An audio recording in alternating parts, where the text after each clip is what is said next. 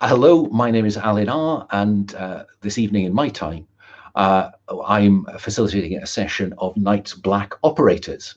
Night's Black Operators is my slight drift of a game called Operators Cinematic Action Role-Playing. It's published by SJK Publishing, written by Kyle Simons, and it's my slight drift to play in the setting of Night's Black Agents by Ken Hite, published by Pelgrane Press. And just to get all the credits out of the way at the start, these sessions are scaffolded by some bits of a published campaign called the Zalozhiny Quartet by Graham Ryder-Hanrahan, also from Pelgrane Press. So this is a game about extremely competent burned spies. Stress that, burned spies. They are no longer working where they used to work. We don't know why they're burned. That may come out in play. They may be spies, criminals, other shady types populating a European underworld. The difference between them and all those other burned spies is that they have each learned of the secret vampire conspiracy seeking to control the world and have decided to fight it, because if they don't, it will come after them and kill them, or even worse, suck their souls away. So that's the concept of the game. This is being run as part of the Gauntlet Hangouts calendar. If you don't know about the Gauntlet, if you search for the Gauntlet RPG, then you will find a fantastic community playing hundreds of games online with really great players like the ones in this session. And if you join the Gauntlet Patreon, you'll also have access to the Gauntlet Slack, which is our kind of community space. There is also the Gauntlet Forums, which is a public-facing one, which is very much the same in spirit. So if you want to get a feel for the Gauntlet, look up the Gauntlet Forums and come and have a chat with us. You will also, as a Gauntlet Patreon, at a certain level, get access to the monthly Gauntlet Codex, which is frankly transcending the description of zine, and a chance to contribute to some of the sharpest examples of next-gen RPG going on. The Hearts of Wulin came out of the Gauntlet. Girl Underground to a large extent did. Lots of interesting games. More recently, Trophy. Lots of buzz around Trophy, and that is about to be kickstarted, I believe, out of the Gauntlet again. So that's the background. The aim of these sessions. The characters will drive the operation against the vampire conspiracy. I will set up obstacles for them. They will knock them down in an action movie style. My trope for this is Jason Bourne Vampire Hunter. So we are expecting action adventure, not police procedural. And I make no excuse if we begin to bog down in terms of, what should we do? What does this mean? I will bang us on to another hard frame scene, because this is about pace, really. There's plenty of scope in the mechanics for the players and their characters to solve problems kind of with hindsight. Tone, we have vampires operating through a network of faceless multinationals, government agencies, seedy underworld cutouts, all that stuff. So this game is intended to be rich in darkness and foreboding. How dark may depend on how the players approach the game, but I think given the nature of the material, we may approach some disturbing issues, therefore be careful to use some of the safety tools espoused by the community. Specifically, we'll be playing with lines. These are lines we won't cross in the fiction. We will not see these things, though I suppose it's conceivable we might see the implicit threat of them or their implied consequences, but they certainly will not appear on screen. My starting lines are always in my game: sexual violence and violence against children. These are in a tab in the character keeper, so the players can see them. And all I say to them, if they have any other lines, simply type them into that cell, and we'll make sure that we take notice of them. It doesn't matter who puts them in, just add them. We'll also be playing with veils. These are things that may happen in the fiction, but we won't see them necessarily on screen. They won't be described. We'll draw a veil across the screen. They will happen behind the curtain. And my starting veils, because I always say this, and it's becoming now a habit, I'm sorry, is sex, because I'm old and British, and torture. So again, these may take place. So these are different from lines. They may take place, but we will not see the detail, the gruesome detail. And again, I say to the players, if you have anything you want to add as a veil, please pop it in there. The other safety tools we'll be using are the Gauntlet inclusivity policy. And you find that by going to the Gauntlet website and following the link. We'll be using the X card. Players who play with me regularly know that I tend to look at their faces when I'm playing on screen. I tend not really to take much notice of the chat unless I have a pause while they're busy doing stuff. And so please type it into the chat if you want to put the X card there. If somebody does see that, please draw my attention to it if it looks like I'm ignoring it. The safest way with me to get me to X card is to kind of, just give me a visual signal. And finally, we're playing with an open door. That means that, for whatever reason, if it's the material in the game or if it's just life happens, the doorbell goes, stuff happens at home, whatever, we all have, lives. We don't spend all our time sitting in YouTube boxes. Then I'm very happy for, I've just noticed somebody's deleted my other safety tools. Let me just try. Oh, no, that's not going to work. Okay. So I'm confused by that. That's my bad. I made a mistake. Thanks, Bucket. Sorry. Try to Control Z it. And we'll be playing with the open door. So simply, if you need to step away from the table, folks, turn off your microphone and camera. We'll assume you're going to come back. If you don't come back, that's fine, because stuff happens. We hope you do, obviously. But we'll try to make sure that we kind of look after you. I think all these players are likely to be in for all of the 5 sessions. So I'm hoping for a consistent player group. So now I'll give them a chance to introduce themselves. Can I do it in the order of the character keeper, please? Sabine, can you introduce yourself and tell us something about Dylan Herbst? I may have pronounced that wrong. Apologies. It's fine. My name is Sabine. I use any pronouns. I'm going to play Dylan Herbst. He uses he, him pronouns. I don't know how much of backstory you want me to go into here, because of course my brain has thrown stuff at me already. So I will say that Dylan used to work for the BND, which is the German Secret Service. He used to play, well, he was more of a social spy, getting people, by sex appeal, really. That was his thing, getting guys to come with him and take pictures and thereby create blackmail material. So he kind of, I'll leave the whole details about why he left this career, but right now he is working, I think, against that conspiracy. He's also started to be quite active in the LGBTQ movement, and he's gay. Thank you for that. Moving along, Stephen, tell us about yourself and Moshe Dov. Yeah, so I'm Stephen. I've been playing with the Gauntlet for, I guess, about 3 years now. So I'm going to be playing Moshe Dov, he, him pronouns. Moshe was in the Israeli Signals Intelligence. He's a data analyst, or was for several years. He's about 31 years old now, and more recently, since getting out of the service, has made a name for himself cooking in a family restaurant in Tel Aviv, which is what he actually enjoys. Well, we'll see how that plays out. Thank you for that, Stephen. Moving along, Pavel, tell us about yourself and Carl Smith. Hello, I'm Pavel. I will be portraying Karl Smith, whose Polish name is Karol Kowalski, but for this group he has his IDs, fake IDs as Karl Smith. He's ex-grown Polish Special Forces operative. He used to kill people for the government on various missions, but then he learned about this conspiracy. His buddies turned on him, and now he's sort of hiding, sort of working against this conspiracy. I think he will be a mix of Frank Moses from Red movies and John Wick, because that's his specialty.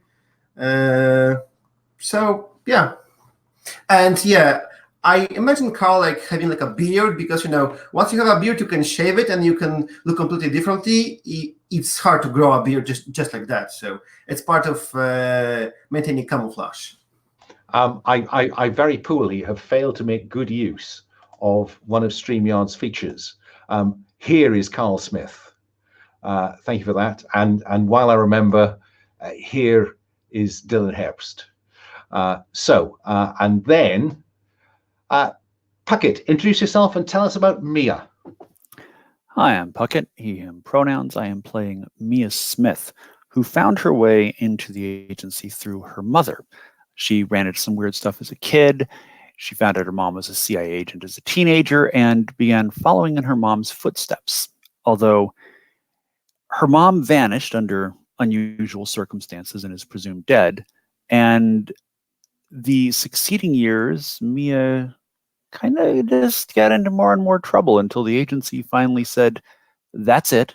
We're sick of you. No one's skills are that good that we can't do without them. You're out of here. Which really just freed her up to go do the weird stuff that she had been doing all along and do it full time. That's great. This is a game in which flashbacks are encouraged because they create mechanical advantages for characters. And so I will be encouraging the players to use the flashback to develop that backstory and indeed to develop past relationships between themselves. Finally, I should have said I use he, him. I've been playing with the Gauntlet for coming on 12 months. I first played at GauntletCon last year.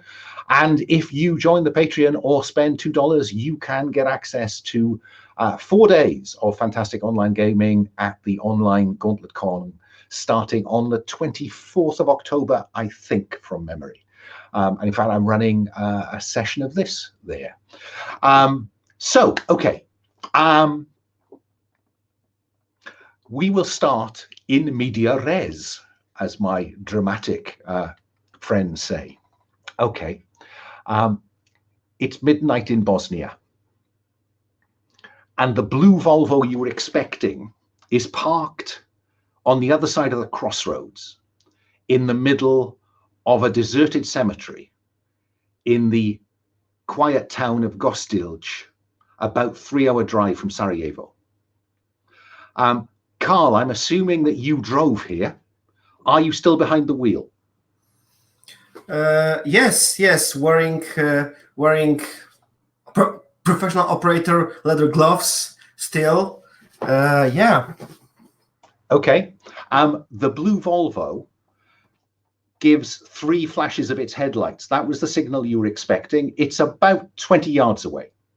The expectation from your contact was that when it flashed its headlights at you, you would return the flashes. Do you do so?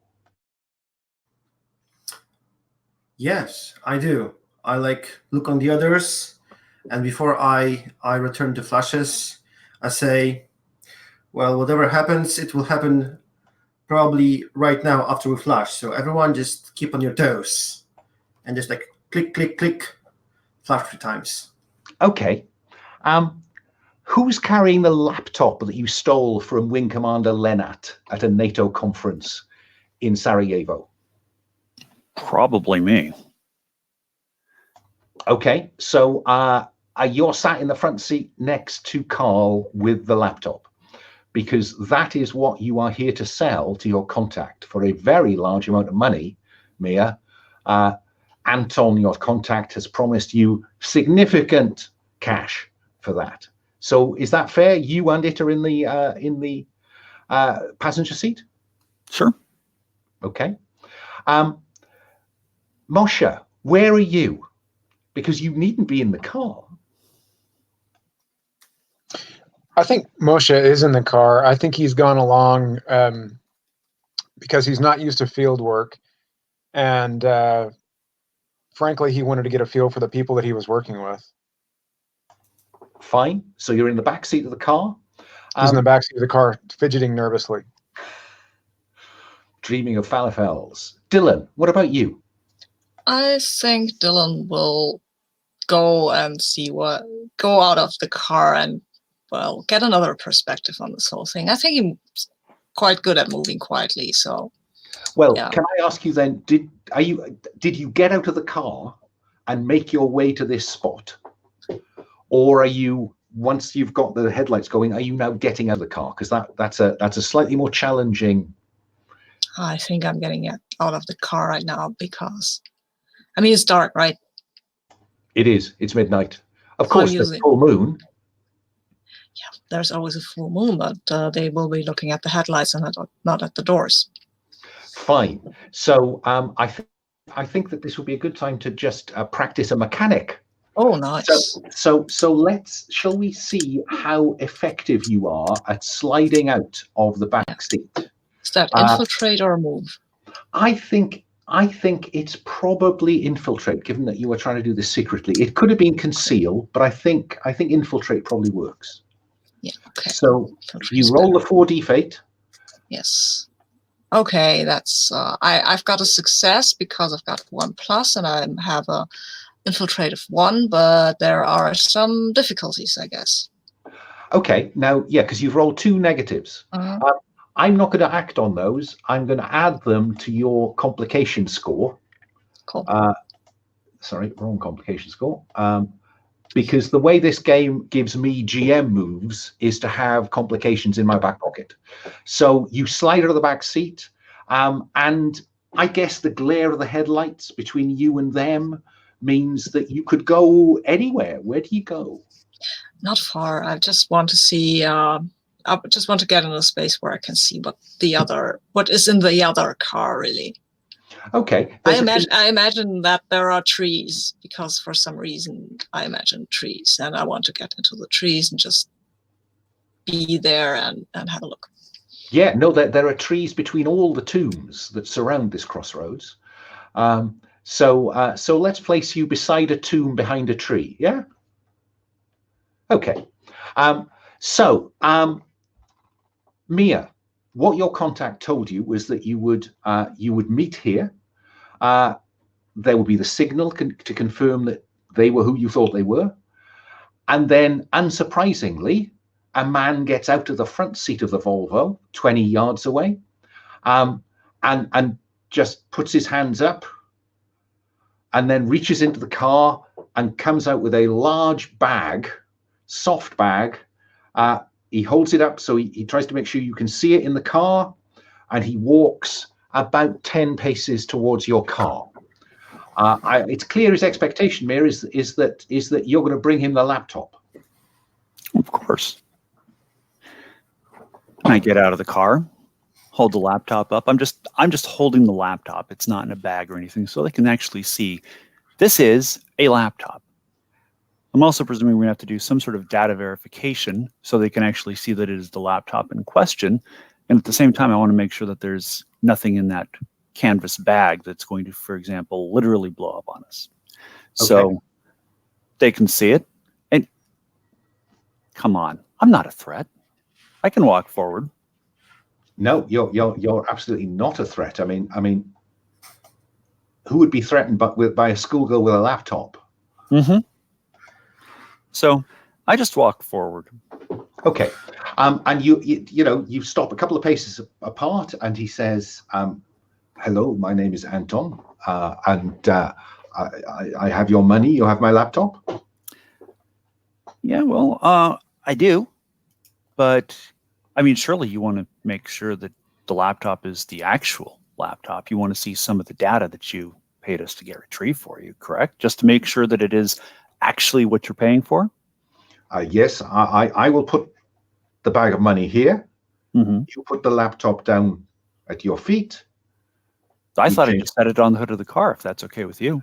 You're 10 paces away from your car. He paused in the middle. Mm-hmm. And what I'm saying is I can walk forward and put it on the hood of his car. Oh, I see. Oh, that would be very generous of you. So he will pick up the bag and walk you back towards the Volvo. Mm-hmm.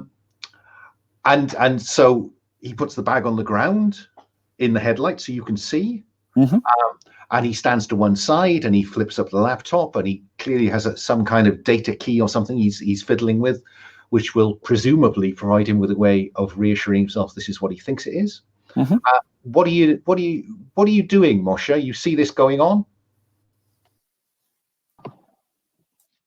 Moshe is he reaches forward over the back of or the back of the seat and taps Carl on the shoulder and says, do you mind? And he pulls out a cigarette and he begins lighting up, kind of anxiously trying to smoke. And at the same time he's doing that, he adjusts his glasses on his face. And does he know Anton? Does he recognize the men that he sees on the handoff? This would be an interesting opportunity for you to prime your discipline in mechanical terms. So were you now to no training were you to have a flashback at this point which sees you leafing through Balkan gangster files, that would count as priming training for later, and then we'd have a roll to see whether you saw anything. Yeah. Okay. So let me do that. Yeah. So let me do that. Okay. So so it cuts to this scene where Moshe is in this grimy, dirty building. He's in IDF greens. He looks much younger. His hair that you see now, that's kind of wild and frizzy and bulging off of his face, is clean cut back to his scalp. He looks like he's about 25. He's got his boots up on a desk, and there's sort of this desert breeze blowing past outside, and he's just sitting there smoking and thumbing through countless faces. And he's going faster and faster and faster. And a captain behind him looks at him and kind of bumps a lieutenant and says, look at him, the prodigy over there. How does he remember it all? And Moshe just keeps going and going and going and going because his eidetic memory is storing everything that he sees. That's the perfect use of the flashback in this context. So so you can put a tick in that box to show that you now have that training to call on later if you need it. And let's have you roll to know stuff. Yeah, so 4D fate, you're looking for 1+. Okay.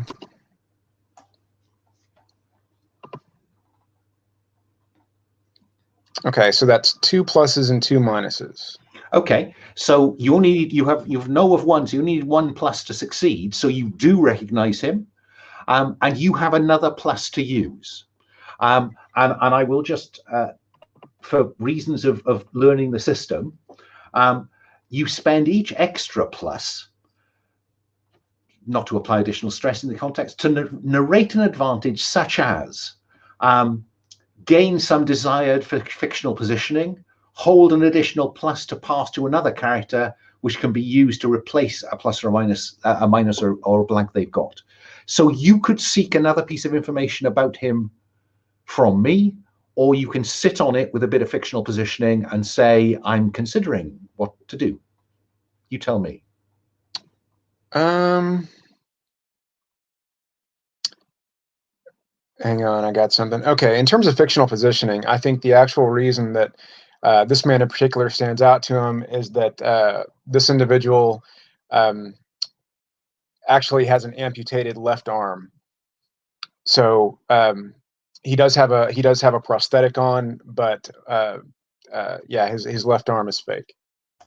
And I'll add some more to that if you like. The reason that the file suggested that was the problem was that he has a rare form of bone cancer, and so the amputation was a medical one.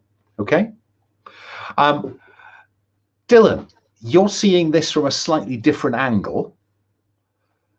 What do we see you doing in the shadows between the tomb and the tree?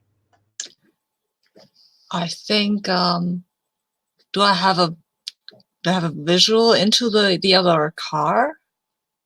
I'm certainly very happy for you to surveil to see how much you can see. I really would like to do that. I mean, I might pull out some kind of binoculars. Yes, that's what they're called, but they're not these old-fashioned bird-watching things.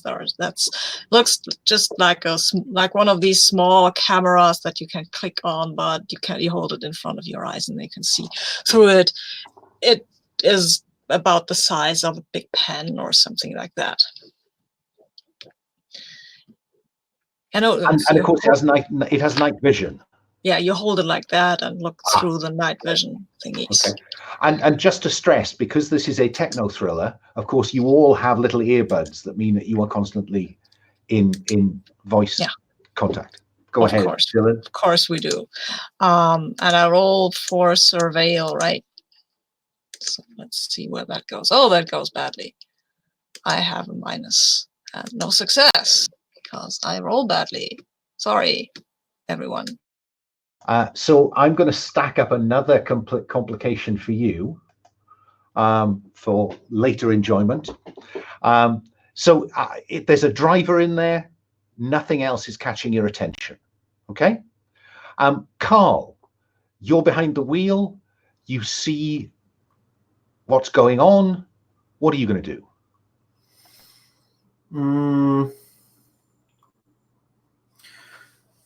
I think, first of all, Carl turns to Moshe, knocking him on the shoulder. He says, Moshe, I ask you so many times, don't smoke in my car. It takes hours to take the smoke out of the seats. If you want to make yourself useful, well, you know, grab the bag of money. What do you do, Moshe? Moshe looks at him and, of course, he taps the cigarette out the window. But you want me to go out there? Yeah, Dylan is providing cover. I'm behind the wheel. If anything goes wrong, just grab the bag of money while Mia is dealing with the client.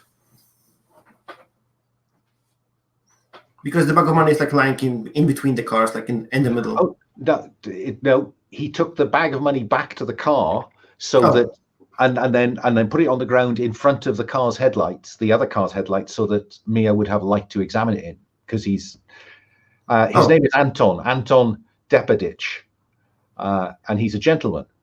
Oh, I thought it's still in the middle. Who leaves a bag of cash unattended, even in a graveyard at midnight?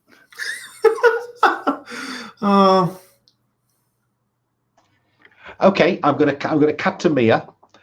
So presumably you're kneeling down over the bag, just checking what's in it. Yeah, but I'd also remind me, how do we prime our discipline? Okay, so again, I'm inclined to refer you to priming on the mechanics page. Make use of the discipline without the benefit while on screen. So we see you do it. So the next time we see you do it, we're already cheering for you. Gotcha. Because Mia being Mia, she's got an ace up her sleeve. Except in this case, it's a handheld portable EMP device just in case anything goes sideways. And do I need to roll fix to establish that that's present? So you would roll fix to make it work. Yeah. Okay. Fair enough. And the fact that then, because you're using your discipline, which is breaking stuff, is always an option. You would use fix just as an ordinary roll, but then you get to mark discipline. So next time you wanted to do something like that, you'd have the advantage of your discipline. Perfect. Okay. So as it is, I'm flipping through the cash packs and I'm just making sure that there's nothing in there that's going to blow up and wreck the money. I'm making sure that there's no unintended surprises in there. No neurotoxins or any sort of canisters to release poisons or whatnot. Certainly, you examine the bag from outside and there's just wads of money in there. And when you open it, you can see there are €50 notes on the wads. And that's when I need you to roll surveil, Mia. Lovely. Okay. Wish I could just use what I rolled when I actually. All right, I have 2 pluses, and what is my surveil at? Probably not that. My surveil is at 3. Well, so I take the 1 minus that you rolled for a complication for later. you don't note it because you are so focused on the bag and the risk it presents, is that the first thing you know about the sniper is when the bullet thud whisks past your ear. And in slow motion, we'll probably see a blood drop just falling into the air as this sniper's bullet whistled past your ear and thuds into the bag of money, and the money goes poof like that. And suddenly, in the headlights of these two cars, there's a cloud of money just blown by the force of the impact of the sniper's bullet. Because you weren't expecting that, I'm gonna have you a little bit shocked and go to Carl and say, Carl, what do you do? Because you know what that is. There's a kind of fut. Poof. What do you do? I think for Carl, it's quite simple. I think the engines in the car is like the hybrid, so it like can start immediately. He just like puts the pedal down to the metal to cross the distance very quickly, and position the car so that I think he can see like general direction from which the shot came, so that he wants to position the car so that if further shots will not hit Mia. And then we'll be just like door to door with the other car to deal with our, I don't know, not trustful client. Fine. That's a drive, and you have drive 1. So I'm simply looking for 1+.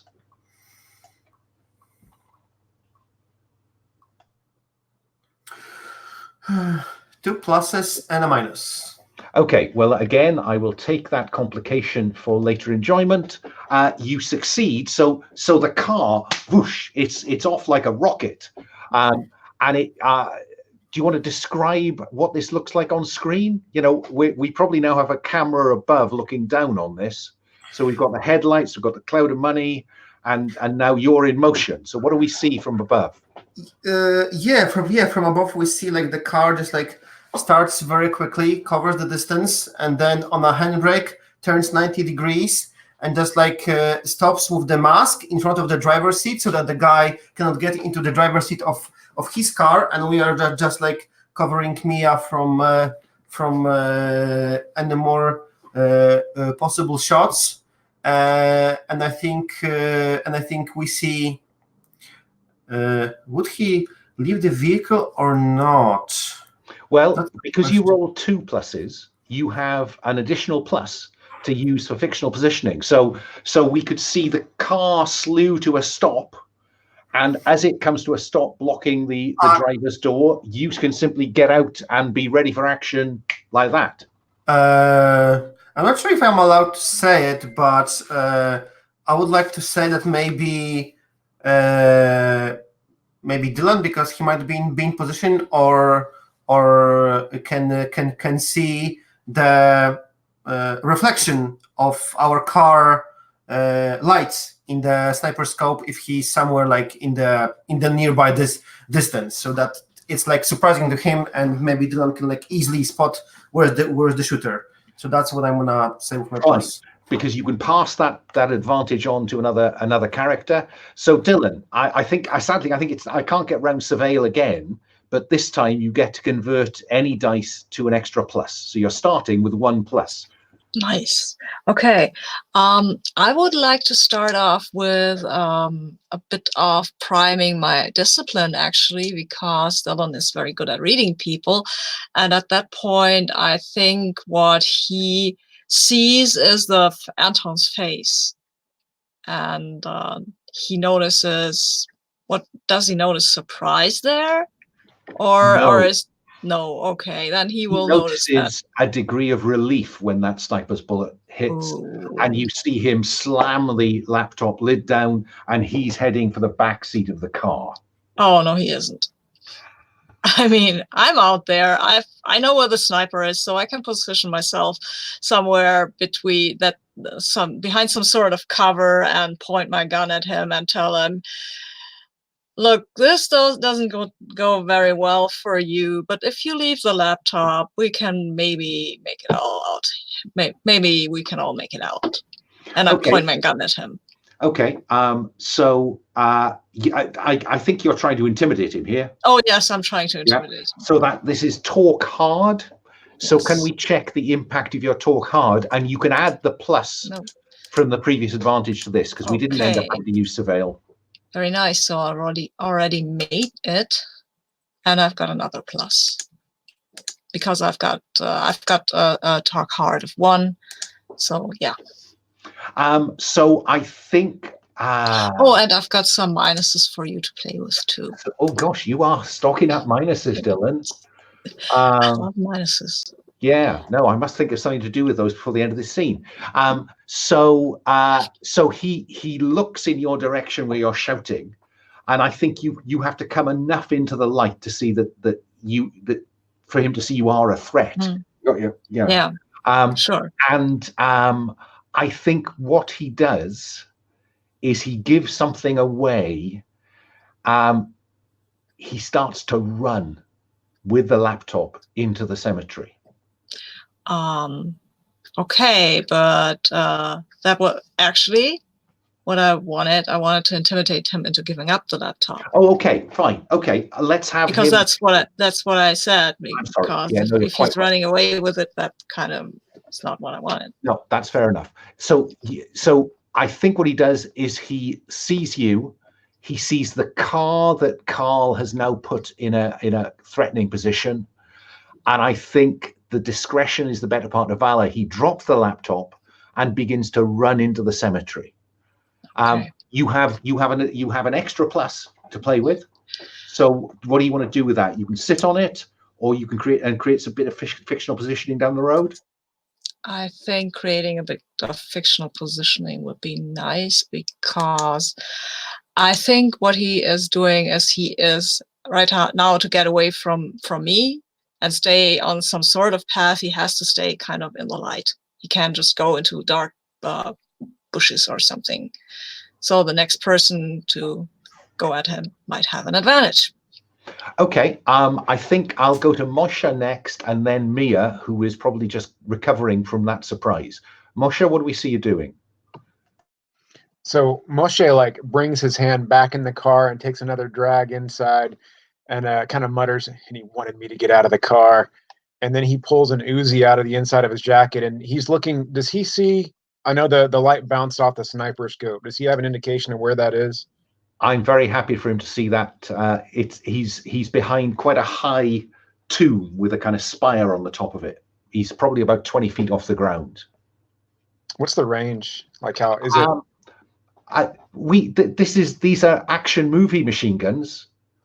Action movie machine guns will work. Okay, in that case, he's muttering, and he just, in an Israeli fashion, sticks his hand up and lets loose a burst with that Uzi straight in the direction, trying to suppress the sniper. Okay, so let's have you roll to shoot, which is 2 for you, I think. Yep. Sorry, I've done something weird with my tabs. Where'd that go? There we go.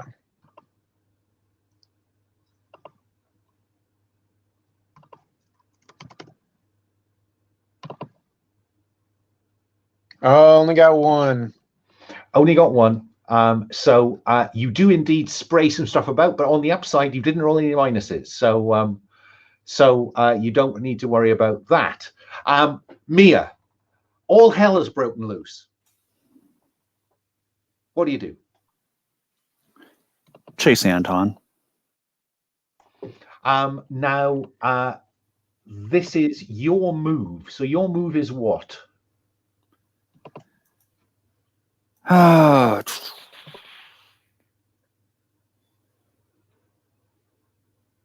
think this is probably going to be fight. No, he's got a start on you, so you need to catch him first. Okay. Move. My move is 2. And it allows me to illustrate the chase rules.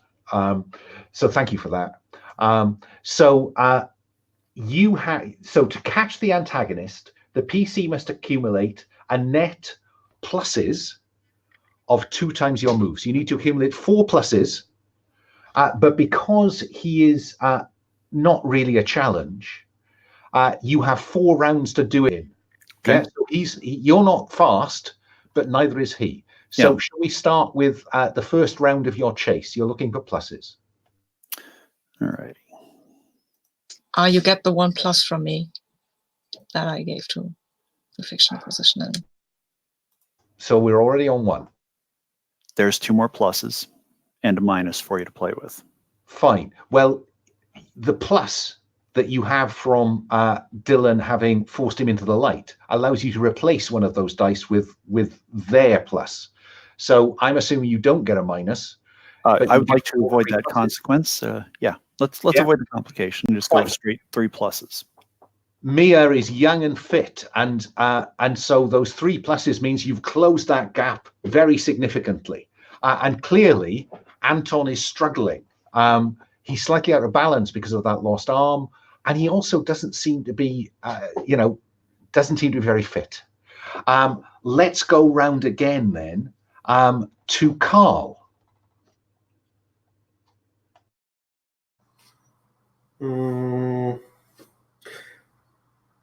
I think with Moshe spraying out from the car,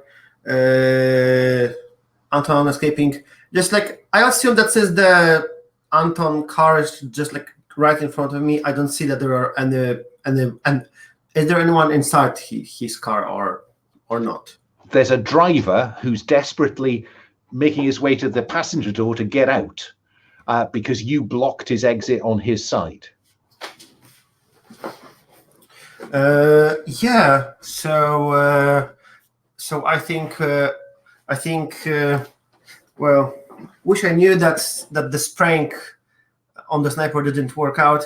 I think we see like Carl would open the door, and I might actually do a short flashback to a training he had with Special Forces, where they trained them this tactic. And of course, if there is someone shooting at you and you have to like go around the car, it's better to stay as close to the car as possible. So we see Carl doing this on the training with like a full military gear and his buddies. And now we cut to this like rainy night where he sort of like goes very low, just hiding behind the car front. But we see he has his gun pointed at the guy, just so that he doesn't do anything stupid. And he actually says to him like, "Just don't do anything stupid, man." And he like goes around the car, grabs the laptop, and returns. Okay, so I think that I think what we've actually seen is the driving you did. I think primed. I love a good show off while driving. And I think you've just given us a flashback of your training with Grom, which primes your training as well. Yeah. Okay. Yeah. And just while I remember, Dylan, you have now primed reading people, so you can tick your discipline for later use. Yeah. Mm-hmm. Okay. So Mia is in motion. You've grabbed the laptop, Carl. Dylan, I think it's time to use one of those 5 complications. Because at the moment, you are the only target for the sniper. Okay. So would you roll move, please, as your ability to dodge? Oh, that's my ability to dodge. That was clever. I've got 2 more complications and no success. Okay, Yeah, well, I'm going to give you some stress then. Ouch. I'm going to give you 2 stress. Okay. Yeah. Just to see how this goes. Yeah. I lose my hat. I'm not happy. Oh yeah, a hole in that hat. No. It's just fallen down. It's not yet a hole in my hat. No. And the question is, will you come out of cover to retrieve the hat in a moment? Moshe, what do we see you doing? So at the risk of being repetitive, Moshe has unloaded a full clip out of his Uzi, and he's still muttering, "Oh, this is why I hate field work." He drops the clip out. He slams another one in, and this time he takes more careful aim. He sees the flash to the round go off that impacts Dylan's hat. He takes careful aim and tries to fire again at the sniper. So I'm going to do the same thing again. Roll to shoot.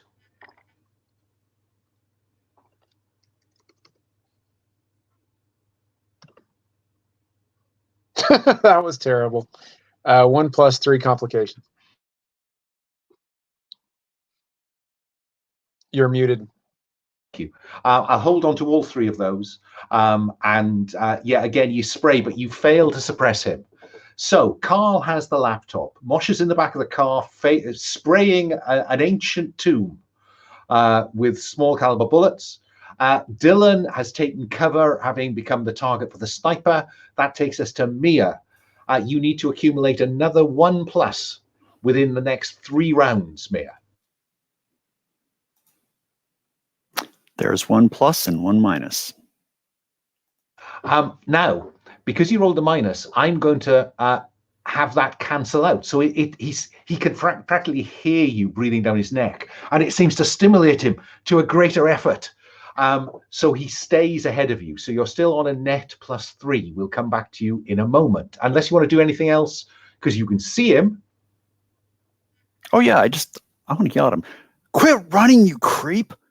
I'm gonna catch you. You're just gonna get hurt and be tired at the same time. Wouldn't you rather just get hurt? Okay, I'll go with talk hard then. Oh, okay.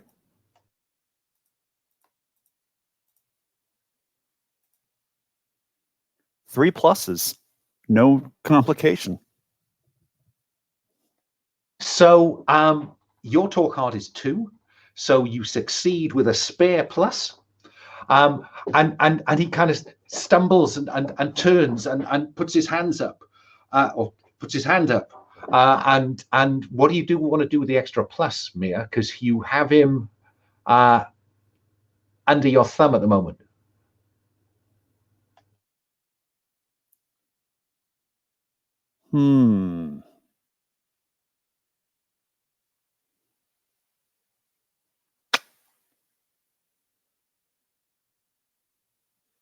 That's a very good question. Can we come back to that in a second?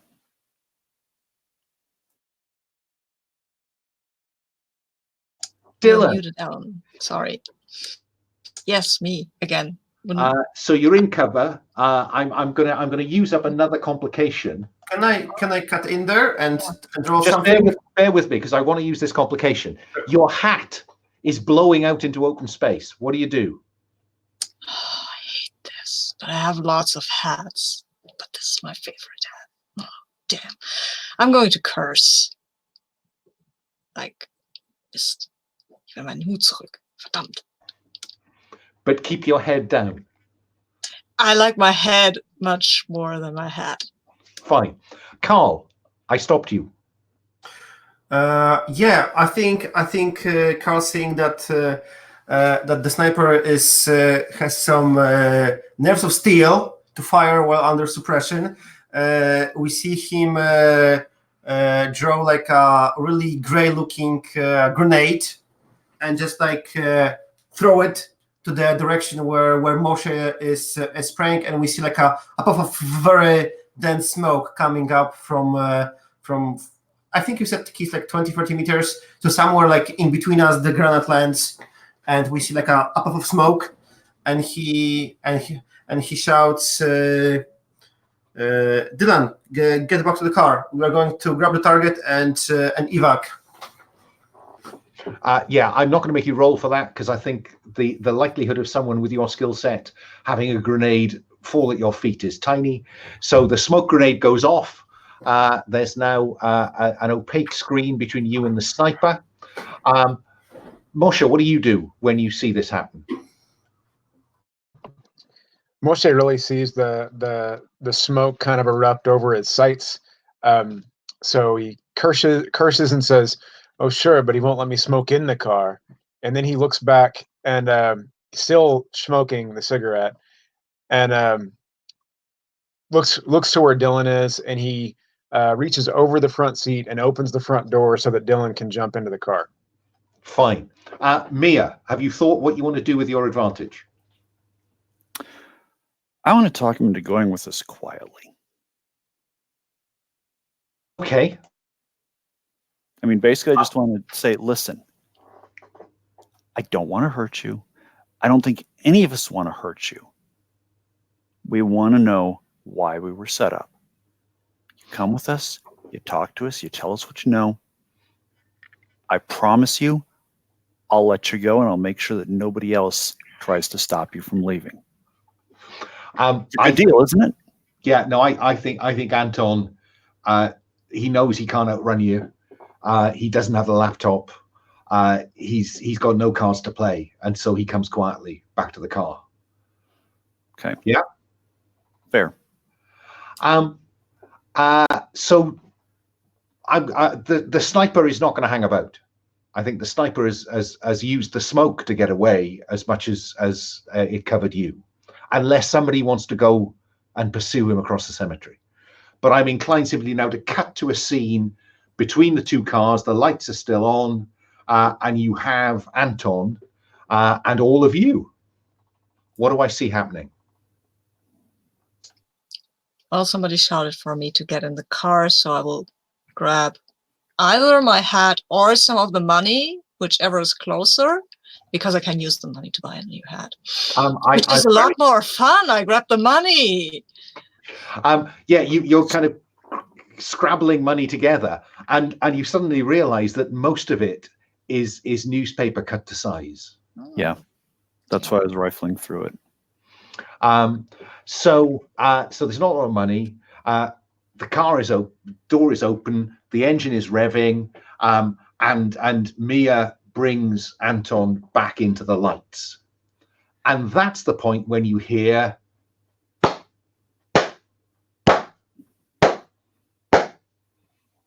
from the back from the road that leads to the exit to the cemetery. What do you do? Who's the slow clapping asshole? A figure comes out of the shadows, illuminated with his hands up, illuminated with the lights from the Volvo, because he's coming from behind you. And you see this man. Oh, sorry, this man. I will find this man in a moment. Yeah. This man is walking towards you. It's Wing Commander Malcolm Leonard, who you stole the laptop from in Sarajevo. And he says, "May I approach at all?" Well, come on up and tell us what you want. I simply wanted to thank you for apprehending young Anton there. We've been after him for a while, and I'm very grateful that you managed to bring him out of the undergrowth for us. And he gestures behind him, and a couple of guys in NATO uniform appear, and they are going to take Anton away unless you do something to stop them. No, I don't. I won't. I will just tell him that we're glad to have been of service, because I imagine we're outnumbered anyway. I think that given your competency, all of your competencies, the idea that he's come out of the dark with just two blokes with holstered sidearms seems unlikely. He seems remarkably confident in his approach. So, dude, one, thanks for the slow clap. Always appreciated. Why do I feel like this is a job interview? Just allow my colleagues to take Anton away, and perhaps we can have a conversation. Should we have it in a graveyard? I mean, it's oddly appropriate, I guess. I think I'm going to hard cut to a local Bosnian folk restaurant where you are eating and forgive me, Bosnian viewers, I do not know what your national dish is, but you are sharing a pot of the local national dish and some rather rough but palatable wine. And Malcolm this is on him, absolutely on him. By the way, you do have my laptop, don't you? He says. Well, it's a little messed up, but we have it. Yes. But honestly, you're probably going to want this more than that. And I slide a very unusual looking USB key across the table to him. There was only enough stuff left on it to make it look real. Here's the data. That's very kind of you, Mia. Your reputation comes before you. Actually, and he slides it back to you, you might need this. And then he reaches into his inside pocket. Anybody do anything? I'll let him do it. And brings out a brown paper envelope that he will open and show you, and it's packed with a large amount of high denomination euro bills. And he says, "This is, I promise, all real money." So this is a job interview. Yes. I suppose the difference between an interview and an expectation is that you realistically could walk away from the interview. So what you're telling us is that you have a job for us, whether we like it or not. I think it's a job you'll want to do, Mia. I'm listening. I mean, it's late. Nothing else is open. And so what he explains is that on the data that was on his laptop is some evidence of a conspiracy that we think you already know something about and have some interest in. So part of this is about appealing to our joint better interests. But you will find evidence there that that connects a Joseph Lisky. Joseph Lisky is the head of the Lisky Bratva. I won't bore you with, you know what Bratva is. But we believe there are links between the Lisky Bratva and the conspiracy. Do I need to emphasize the capital C in that? There are so many conspiracies, though. I'll smarten them up. Just you keep talking. And what the evidence file suggests is that a lot of their money is coming out of Odessa in the Ukraine. It also describes a string of very odd accidents involving Lisky's competitors in his various business interests. It also contains a file on a Donald Carroll. And Donald is an information broker in Odessa. He does a little bit of work for NATO. He does a little bit of work for the Russians, which means that he's really not particularly popular at the moment with the Ukrainians. And to be honest, the reason that we're interested in introducing you to Donald is that his skill set is not yours, and we believe your skill set might be necessary. Donald has been tracking some gun smuggling from northern Turkey into Odessa, and from there to a variety of unsalubrious locations and people that we would prefer those guns did not reach. He really can't get much further than tracking the shipments to Odessa docks. We want you to track them further and identify whether this has anything to do with the Lisky Bratva as well. Have I piqued your interest? Moshe, what are you thinking? So Moshe is like sitting in the back of the room with Feiruz playing off his cell phone. looks for all interest to be sort of disengaged, but he's actually looking up any tattoos that he sees on. There were 2 NATO individuals that are with this guy, right? So he's trying to track based on their insignia on their uniforms, based on any identifying features, who they are, where they came from, and what their backgrounds are. I think that sounds like no. Yeah. To me. So let's see if we can track down who Malcolm Leonard is connected to.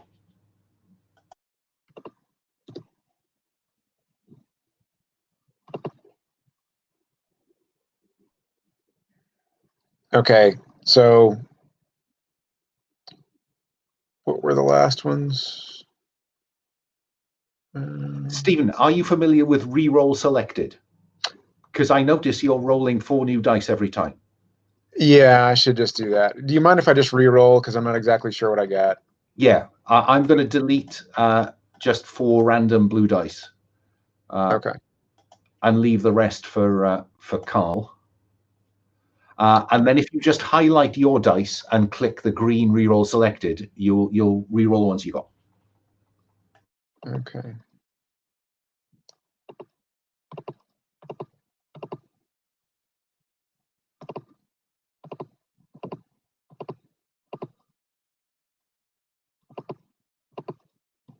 Sorry, now I'm having a problem selecting.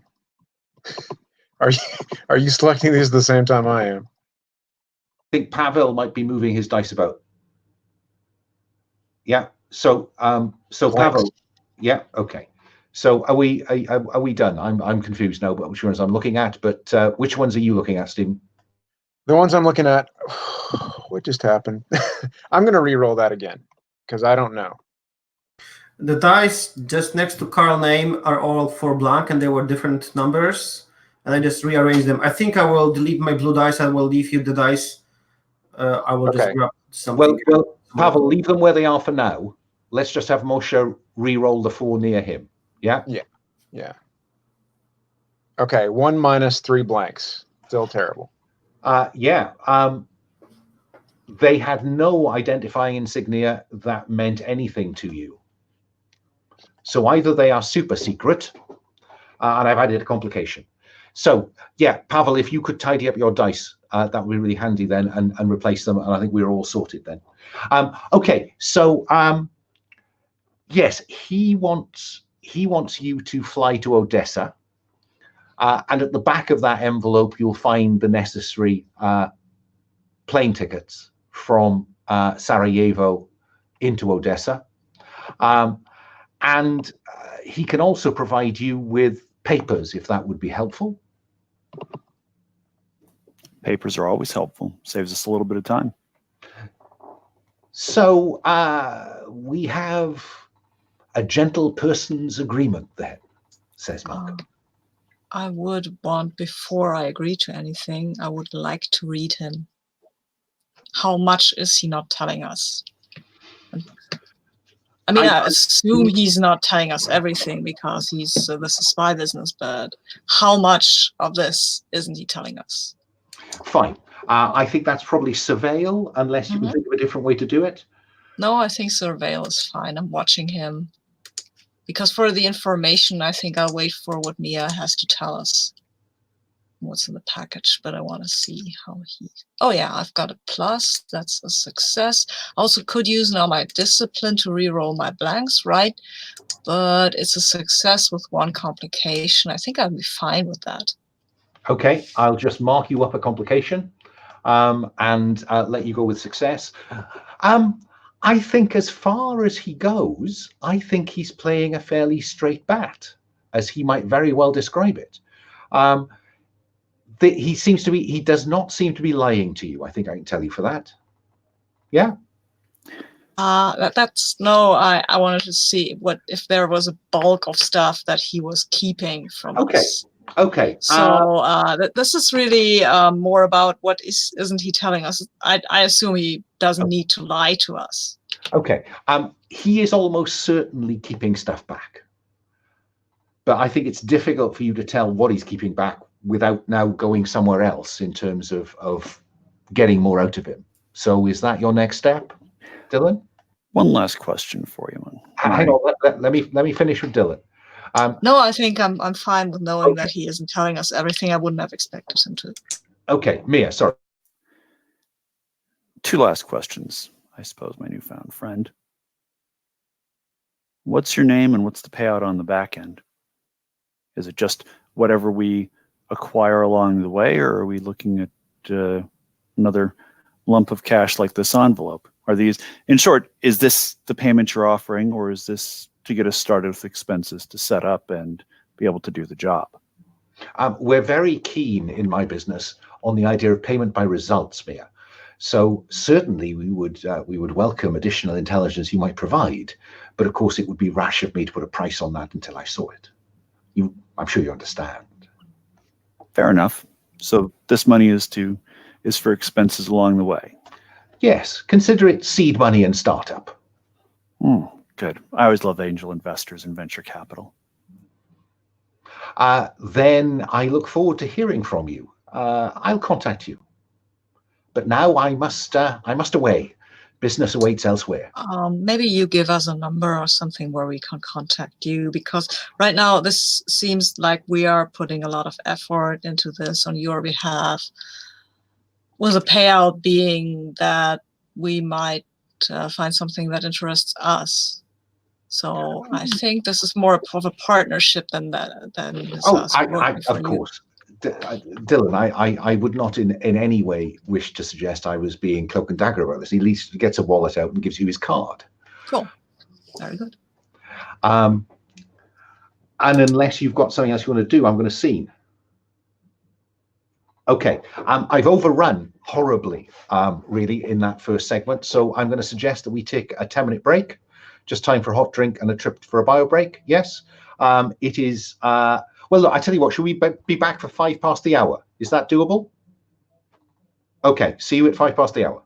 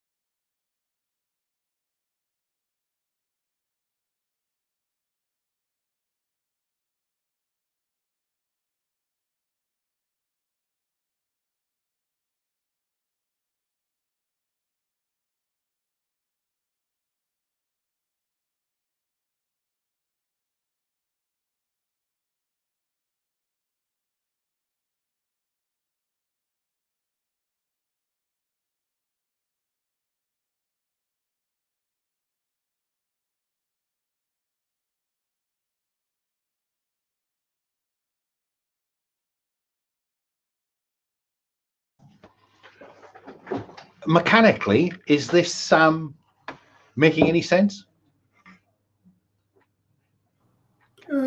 Yeah.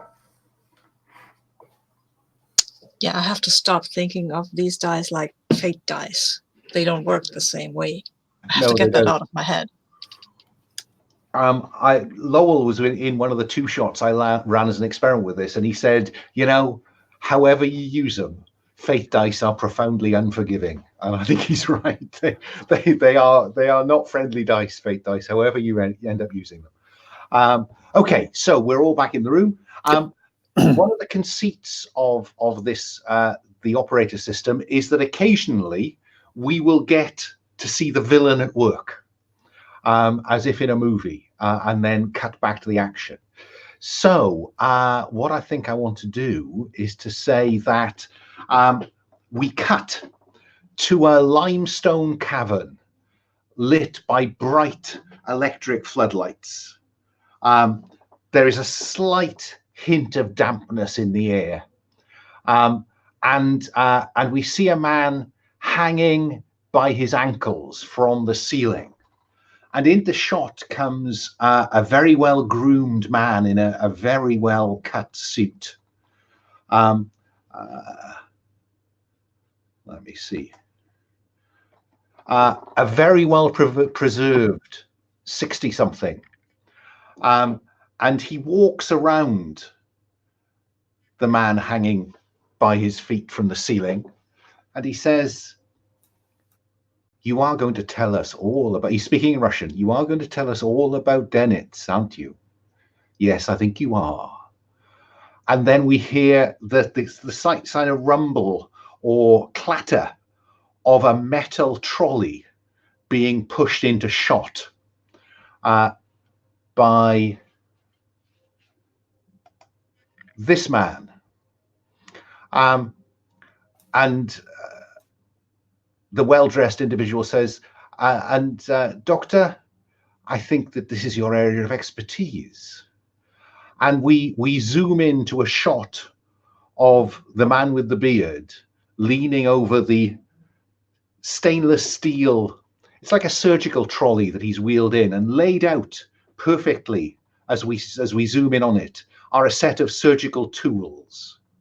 And we stay focused on the surgical tools as he reaches in for a bone saw and just tests it. Zzz, zzz, zzz. And we stay focused on the surgical instruments as the screaming begins. And then we're at a barbecue. You're at a very pleasant house overlooking Odessa, and you are being treated to what he describes as the best burgers in Odessa. Before we start this, Mia wanted to brief us, and I don't know what the Lisky Bratva thingy is. So trust me. Okay. Trust me. One of the things I want to try to avoid is the kind of stuff that often happens at this point, is that we'll now spend 20 minutes talking about what we might know. So I'm going to cut straight to this, and you can ask him questions. Yeah. So we'll do it in the scene. And this is Donald Carroll, who is American by birth, but he has a Russian passport, and he's been here for the last 15, 20 years. His Russian girlfriend is sunbathing by the pool, while Donald turns hamburgers on the grill. And explains that it's real simple. And my accent will now disappear for the great relief of American friends across the world. It's real simple. I know that there's a shipment coming in tomorrow to the docks, and all you need to do is to trace where it goes. Now, how can I help you do that from sitting up here? do you have any questions for Donald Carroll, or do you have any questions for me in the shape of Donald Carroll? I actually have questions for Mia. Go ahead. But not with Donald present, because I don't trust him. We flashback. Yeah. Please, let's flashback, because I want to know what conspiracy we are. Well, I mean, there are lots of conspiracies, and I want to know which one we are going after. All right, I'll keep this brief, Dylan. Yeah. Thanks. Basically, pretty much any job you've done in Eastern Europe, whether you knew it or not, whether you interacted with them or not, was ordered and financed by vampires. Oh, that conspiracy. Okay. Yeah, that conspiracy. It's bigger than you know, reaches farther than you think, and is a whole lot uglier than you want to imagine. So what he was hinting at is that the vampires are now bringing in arms shipments, sending them who knows where and for who knows what purpose. And quite frankly, this is the stuff that got me tossed out of the CIA, because the agency didn't want to even acknowledge that it was going on. So we agreed to disagree. So I've been spending my time over here doing that, and well, stealing from them whenever I can, and screwing up their plans whenever I can. And since this is both, thumbs up. I'm all about it. Yeah, seems like a conspiracy I can get behind fighting it, I guess. I mean, good. That, or we all end up vampires or slaves to vampires at some point. So that fighting seems better to me. But yeah, fighting seems better to me too. One point I want to find out what works and what doesn't, but let's just roll with it for now. So, get any other questions? Okay. Burgers, anyone? Any questions for Donald? Yeah, sure. Hand out this burger. A man is not satisfied with a burger until half of it lands on his beard. So I'm ready to eat it. And now you're going to be eating that burger for days. Hand me two just in case I get hungry. Speaking of the shipment, do we dispose of the smuggling do we dispose of the method that the weapons are getting in here after we plant some tracking device on those leaving? Because I assume they are coming by ship. Do we make the ship unusable for foreseeable future after it? Well, our friends, the American military, have done us a favor here. They've managed to sneak some of these radio frequency ID widgets into the shipment, and he reach under the barbecue where he's got a couple of shelves with tools for the barbecue, and he pulls out a little kind of box which is an RFID tracker. So if you can get within about 50 feet maybe of the shipment, you should be able to tell what it is.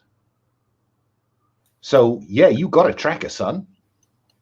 So Donald, it doesn't sound like you're going to give us any kind of guidance on how hard to hit this thing, how many bodies to leave, how much noise to cause, or how quiet we need to be.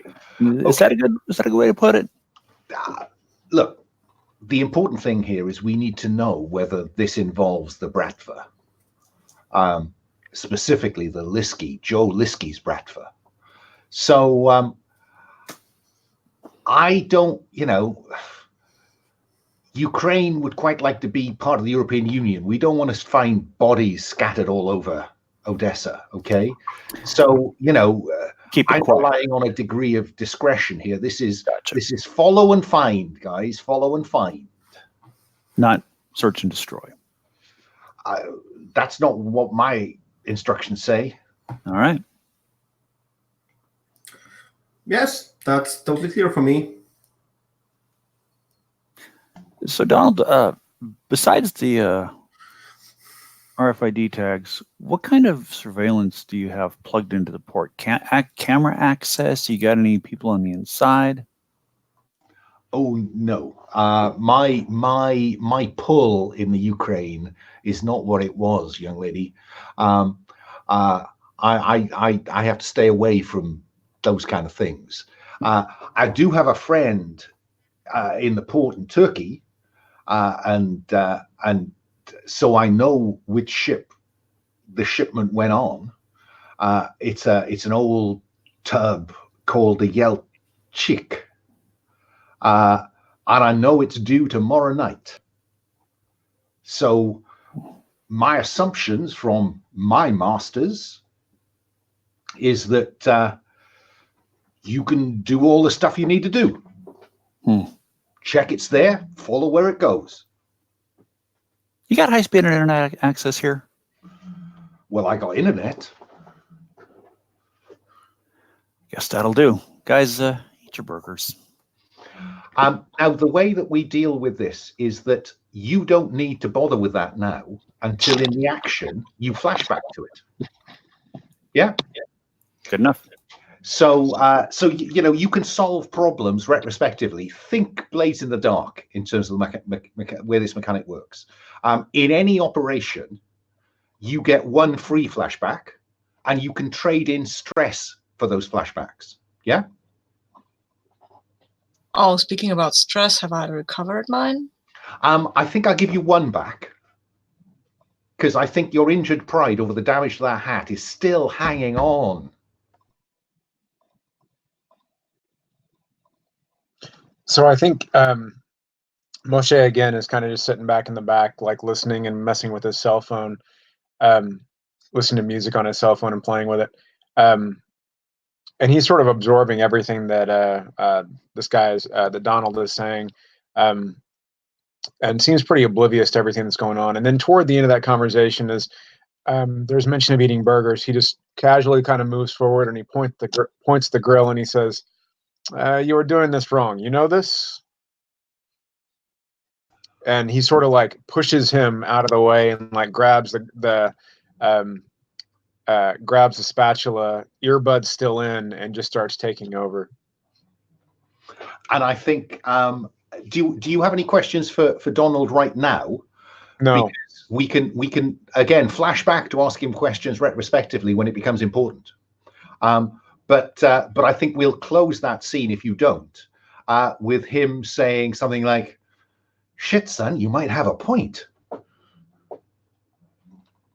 And Moshe is just like jamming, and he keeps like flipping burgers. And so I'm inclined to ask you, who's watching the Yelchik come into port and how? Well, I could pretend to be one of the dock workers, because that might even get me some access, and I'm actually rather good at pretending to be somebody I'm not. I'm happy for that. So we have Dylan dressing down, different kind of hat. Different kind of hat, right? Not shaving, just yeah. Yeah, and we'll worry about how well concealed his identity is when the time comes. Yeah. Yeah. And what do I see Mia doing?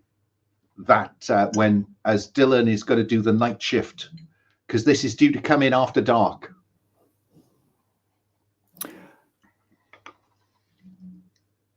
I believe Mia is fixing up some interesting toys.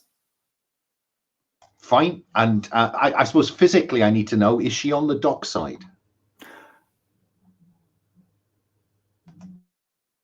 I think she's on a hill overlooking the dock, because, you know, she's not a surveillance or infiltrator. In fact, that works quite nicely, because if you have a look at the operation tag, I think you will get a flavor for that's Odessa Dock. And this photograph is actually taken from a hill that rises in this direction. Okay? So is that too far away, Mia? I think that works. We've got a good driver. Okay. So by implication, Carl, does that mean that you're with Mia on that hill? That's the part why I don't like being the driver. I have to be so far in the action. I think Carl's in the water, in the like diving foam with like a bottle of air, and he's just like as quietly as possible swimming through the waters of the bay. Kind of like so that as soon as the ship comes, he can like board the ship, pretend to be, I don't know, the crew, and find the shipment. So I think this time Carl is like hand to the job. But I think Carl is somewhere. We will find out where when it will be needed. And yeah, look, everybody can drive, just nobody can spin it on a sixpence the way you can. So everyone can drive and follow stuff. They might just not have those aggressive driving tendencies. Moshe, what about you? I think Moshe is in a hotel room on a computer with sort of a haze of cigarette smoke wafting around his head. And I'd like to kind of leave it at that until I can kind of cut in later on with a phone call, I think. You're muted. And can I do a flashback for Dylan? Yeah, flashback. Yeah, because I mean, running around at the dock disguised as a dock worker, that's not something he's never done before, because he remembers back then, maybe 10 years ago, he was a pretty young agent, very clean shaved and more buff than he's now. And he is working at a dock, and there is this Russian, maybe dignitary, some kind of really rich guy, and Dylan is taking off his shirt because it's hot, and he's drinking a Coca-Cola, and this Russian guy is looking at him, and you can just see him salivating. And Dylan looks over at him and gives him this, hey, you, I don't know, why are you looking at me like that? I'm shy but interested. Oh, spot on. That absolutely primes your training for later use. So I think probably Carl is the first person to see the Yelchik. And the thing you notice, Carl, is that it's being escorted in by a militia, a police motorboat. Yeah? Mm-hmm, mm-hmm. So that's what you see. And of course, because you're all calmed up, you all know that. Mm-hmm. And I think you can probably even tell Dylan where on the docks it seems to be heading into. And Dylan, it's the far end, it's the quiet end of the docks. Surprise, surprise. So unless you tell me differently, I'm going to assume that that Dylan is making his way to that location. Yeah, probably carrying something, you know, busy places, people carry a clipboard, it's perfect cover. And Mia, have you got eyes on, or are you using other means to observe what's going on the dock? Oh, I've hooked into their surveillance network. Okay, would you roll for hack then, please, just so I know how solid that is and whether you've got advantages to play with? 1 +, 2 minuses, and a blank. Okay, so you succeed. You can see, but you don't have any advantage to deploy, and I'll stock up those complications on you. Moshe, I'm not going to come to you until you break in. Okay, you're going to just see what unfolds. And so, Carl, I think probably because this is proper spy stuff, you probably have one of those tiny little impellers that just moves you fairly swiftly through the water. So you will be arriving at the back of the Yelchik at the point that Dylan is appearing on the dockside, and the Yelchik is beginning to be moored. So ropes are being thrown about, you know, mooring stuff is going on. Yeah, we definitely get the underwater shot as I'm like just like swimming with this. Yeah, love that. And so Dylan, are you gonna involve yourself in the kind of docking process, or are you hanging back and observing? No, I'm involving myself, of course. Fine. I mean, I'm a dock worker. Sure, I work here. I think it's my shift. They shift us around all the time. I will complain a bit, not too loudly, but a bit. And your Russian and or Ukrainian is pitch perfect, of course. So Carl, everyone's on the dock side because that's where all the mooring up is going on. So this leaves the far side of the boat fairly clear. What do we see you doing? Yeah, I think we see Carl just like attaches all of this like diving stuff to some. I think the ship has like a ladder on the side. I don't imagine there was like a platform at the back. So we see Carl attach all of this stuff to the ladder, and then he like climbs up, and we see him still in the like swimming suit because he knows he's good at blending. He's here to do like a commando Black Ops guy, just like sneaking from container to container with like a nice silenced pistol just in case he needs to clone someone. But also see he has like a paralyzer because we are here to do it quietly. And he goes, and we see him just like going with this like identifier on the side of the ship, just like hoping to get the signal. And he's like, of course, like from container to container, from corner to corner. Maybe we see him just like attaching to some sort of like a ceiling while two Marines, while two like ship crew just like unsync him, just like walk under him, and he then lowers himself on the deck. Can I break in there? Well, I do need to know how well that goes, because that sounds like infiltrate to me. I think that's what you've been angling for, Carl. So let me roll the infiltrate. Let me see the outcome of the infiltrate, and then you'll have something to work with, Moshe. 2 pluses, 2 minuses. Okay, so you succeed with a bonus, and I notch up a couple of complications on you. So you are. We see them moving underneath. Are you still in the wetsuit, or have you stripped that off? I think I'm in the wetsuit because I don't imagine him trying to blend in like Dylan does. He's here like full on commando Spec Ops guy. If anyone spots him, he probably doesn't belong well, unless maybe he can make up some excuse. I don't know. Well, we'll worry about that in a moment. At the minute, he's keeping himself out of the way. Moshe. Yeah, so I think it cuts from that scene to, or I think as that scene's going on, like Carl hears Moshe in his ear telling him to stop right when those two guys are coming forward, and then it cuts, and there's this whirring sound, and the camera zooms in, and there's this UAV, this drone up in the air, and you see the video feeding back into Moshe's computer. He's watching the whole thing and feeding Carl directions on when to go and when to stop.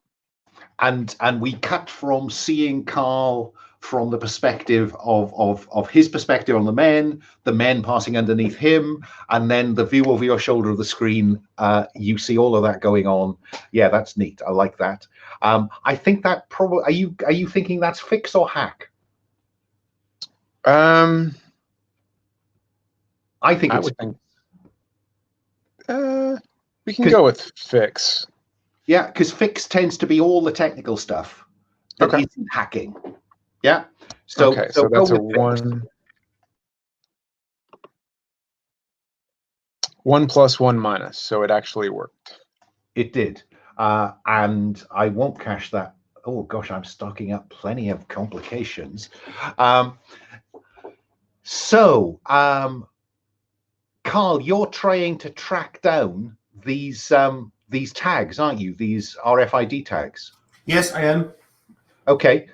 Mia, do we see you doing something at this point? I think I'm sitting behind the wheel of the car getting ready to follow it.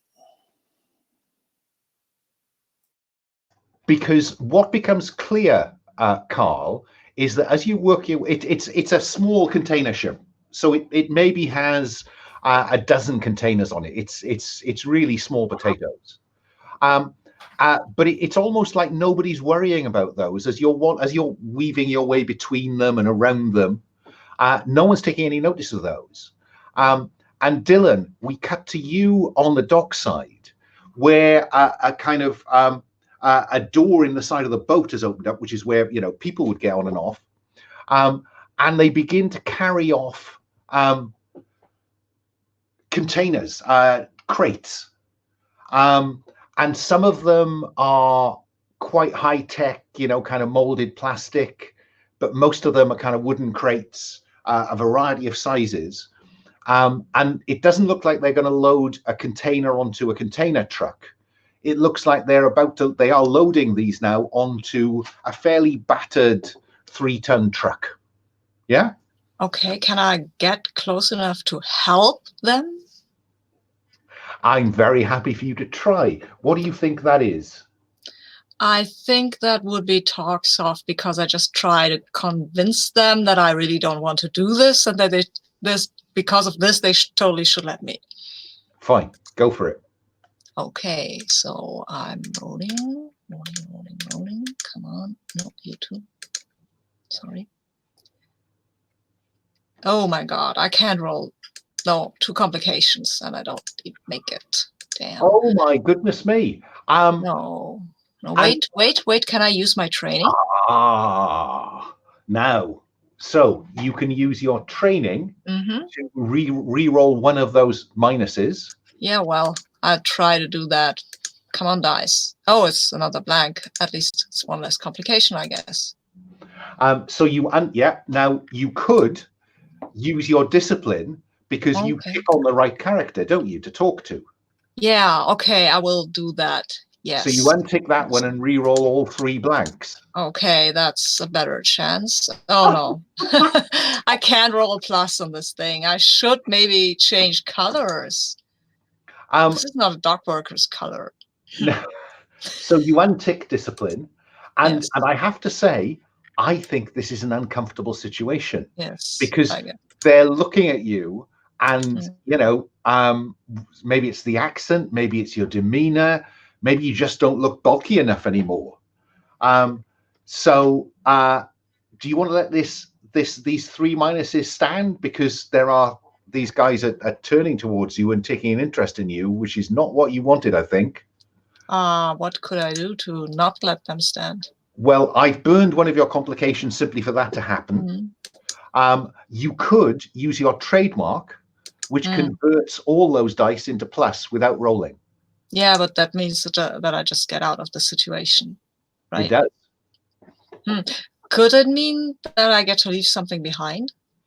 I think that it's really for me to burn those complications. So if you don't want to vanish, you're kind of sitting there at my mercy at the moment. I've got all these guys. I mean, there's Mia somewhere, and there's Moshe, and I think maybe one of these can do some sort of distraction that would get me in the clear. I think you're going to need that. So Moshe, I think.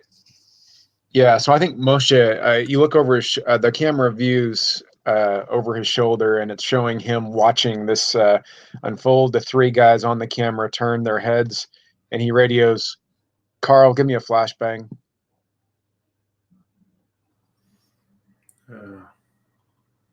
What do you?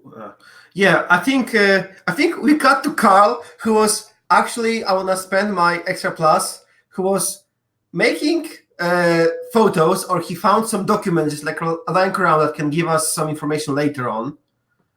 And he hears this, and he just like take one of the flashbangs. He like throws it like down through some staircase into the belly of the ship. And he says, "Coming right up." And there's a kind of noise, and some smoke probably comes up of one of those kind of J-shaped ventilation things, and the attention that was on Dylan is drawn away. So Dylan, what do you do with the breathing space?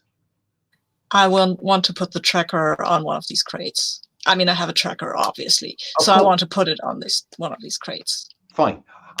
So yeah, and then what? Melt away, or are you Yeah, gonna then just. I mean, these guys don't want my help, so I'm fine going for a beer or a vodka or whatever you drink in the Ukraine. I think it's maybe vodka or not. Okay. So Mia's cameras are picking up this. Moshe's drone is picking up this. Carl understands that Dylan is now not, out of the immediate frame. Carl, what are you going to do? Just a question: is it like worth it to spend this fictional positioning on getting some documents, or are they not really important, or should we like make them like more concrete than some documents?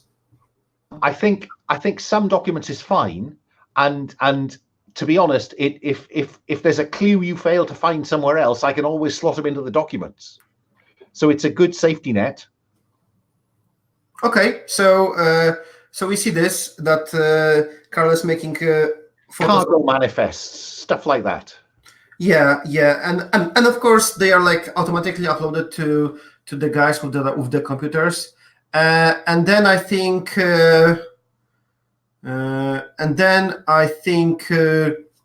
Carl finds his way. He like sends remote. He like takes the remote control to just like detonate some small charge that just sends his diving gear dive to the bottom because he will not need it. And we see he's like climbing on the top of the container, and maybe the crane just like is about to just start to move him to the down, and he just like lays flat on the container, hoping that he will like be transported down and then can join Dylan into some car chase or car following. Okay. Now that works fine for me. So we have a tracker on one of the crates that's been unloaded, and Dylan, from your point a little distance away, you'll see the truck. I will tell you, Dylan, that the last box on is bigger than the others. It's at least 6 feet long and probably 2 or 3 feet wide, maybe 2 feet deep, being loaded onto the back, and then a bunch of the chaps who've been supervising the loading get on, who are locals by the look of it, and they take one of the Turkish crew with them, and then it drives away. Yeah. So, where's the next scene going to be?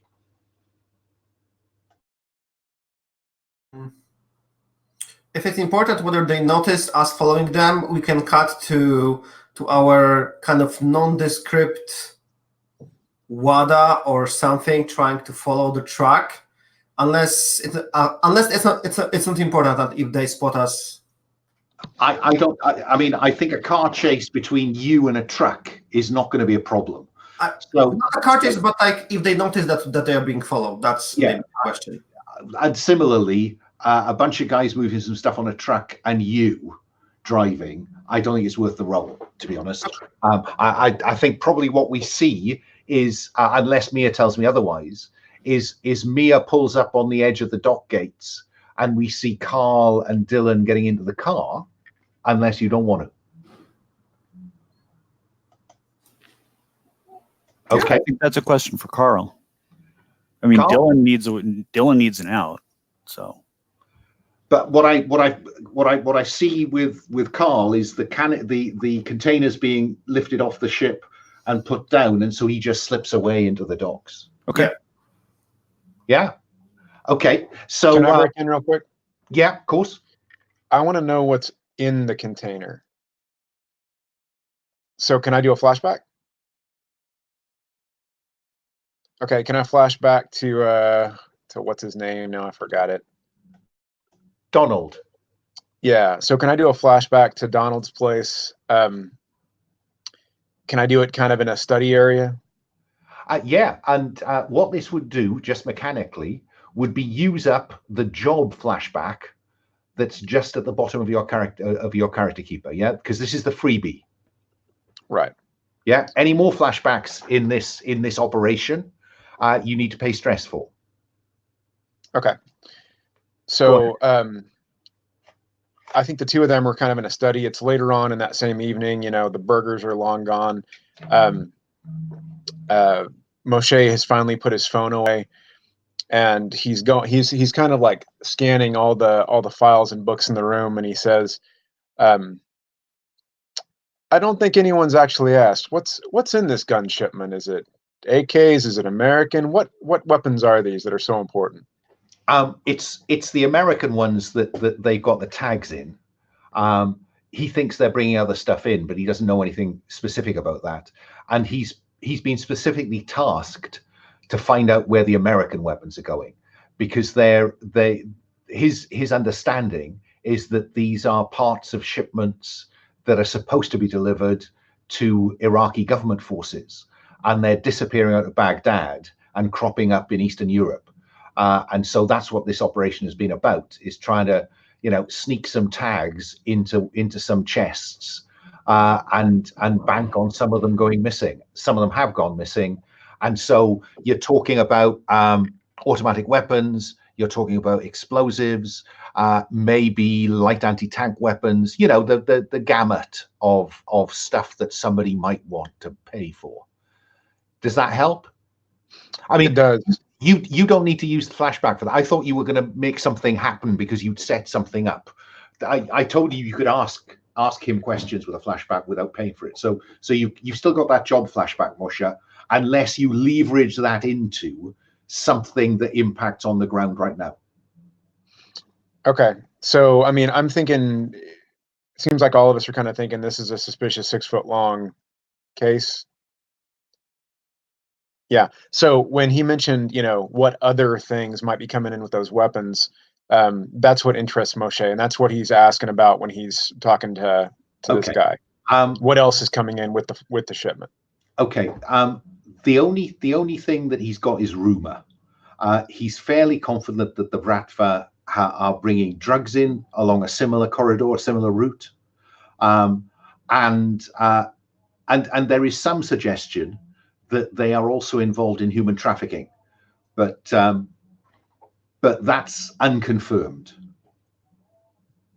Seem fair? Yeah, that seems fair. Okay, can we flash forward? And I know I'm doing a lot of stuff, so I apologize for monopolizing a little. Can we flash forward? And I'd like to use my trademark while I'm sitting there at that computer, I'd like to use my trademark to figure out what's on that ship. Okay. Well, look, I think you're wasting it. If what you want to know is that a coffin? Yep. It's a standard US Army military coffin. It's the kind of coffin that is used to repatriate American soldiers. Okay, perfect. Okay, then no need for the trademark. Okay, then I want to radio that over to the guys on the ground. Fine. And actually, if Carl got a look at it, he just didn't quite. He'd have spotted it as military straight off. So, am I right in thinking then that Moshe continues to observe using the drone or drones? I'm waiting for a second one. And then the one with the missile in it. But while Dylan, Mia, and Carl follow the truck at a discrete distance. Is that fair? Yeah, okay. So I might have a picture. You know me, I do love a picture. Yeah. If you have a look at the character keeper and look at the operation tab, if you scroll down past Donald Carroll, and thank you somebody for putting his name in, that is indeed Donald Carroll, you'll see a map of Odessa, and you'll see the seaport top middle of that map, and the truck goes off the left-hand side of that map into a fairly rundown and derelict that I've given you. In fact, it's a Moshe eye view of the locale. If only it was shaded green for his his low light lenses on the drone. And it pulls up at this warehouse. It looks like a derelict warehouse dating probably from probably I don't know, somewhere maybe even pre-war, maybe 1930s. It's got a certain kind of lost 30s charm about it. And round the back of that is where the truck is being unloaded. What do I see you doing? Those of you who are on the ground. What about you?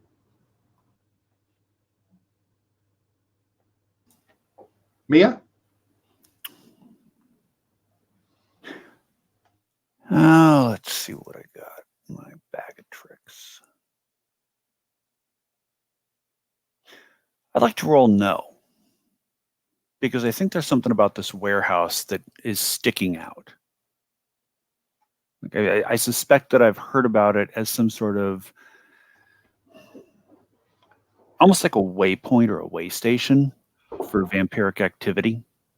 Well, I tell you what, you roll no, I'll tell you what you know, or I'll give you some hints that you can then stitch together. Okay? 3 pluses and a minus. Okay.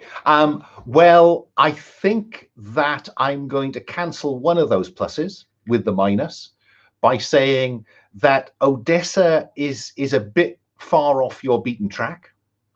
But you succeed on the 1 plus, you get an advantage. So the one I'll give you for nothing is that given its age, you would be surprised if it is not built over Odessa's famous catacombs.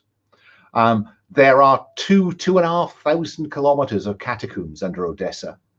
In the 19th century, when it was being built up as a pleasant place for the Russian elite to holiday, they dug most of the limestone the city's major buildings are built out of the limestone on which it sits, creating, as I say, literally thousands of miles of passageways, galleries, caverns in the limestone beneath. And buildings of this sort of age are unlikely to have the kind of foundations that would have destroyed the catacombs beneath it. Does that seem fair for a straight-off, suitably suspicious thing? There's a lot of places underneath to hide and a lot of getaway routes, in other words. Indeed. Now, do you want to hang on to that plus? Let's hang on to it for the ask me something about it. Let's hang on to it for a moment. Okay. So Mia can share that insight into the locale. Moshe is still observing from the sky. Dylan, Carl, what do you do next? Because you've traced the truck to a warehouse.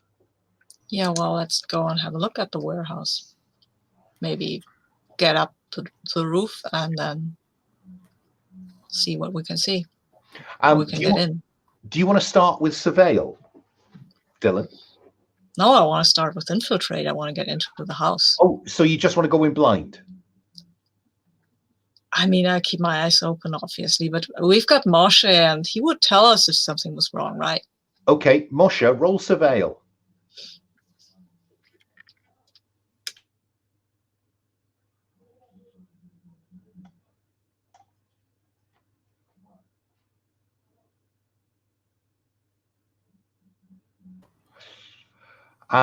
Moshe has surveil 2. He rolled 1 plus and a minus.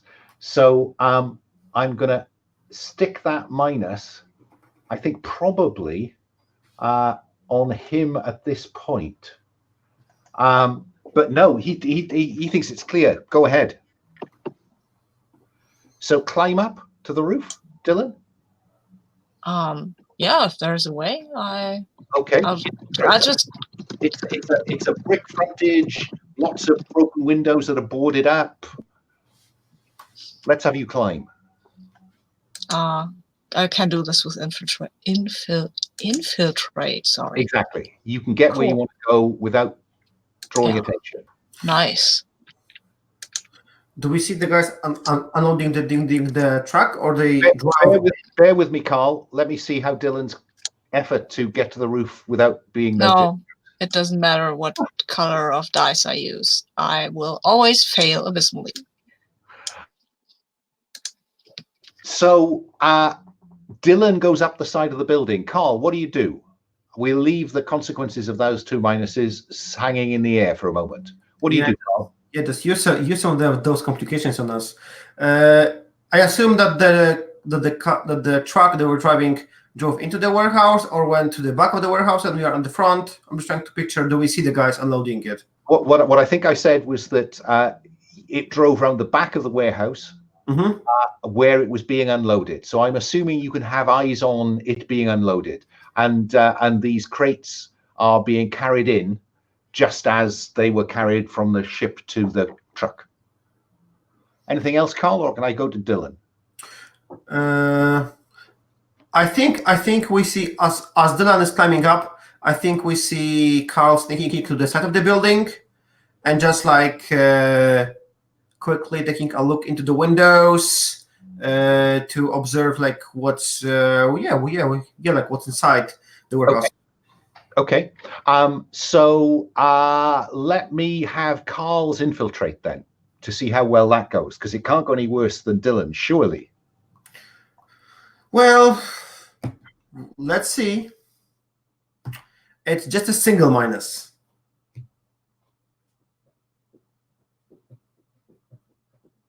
Wow, you guys are rocking it, aren't you?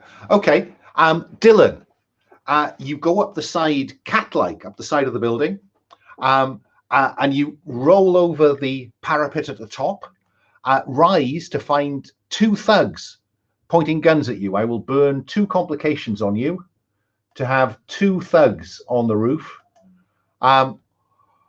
What do you do?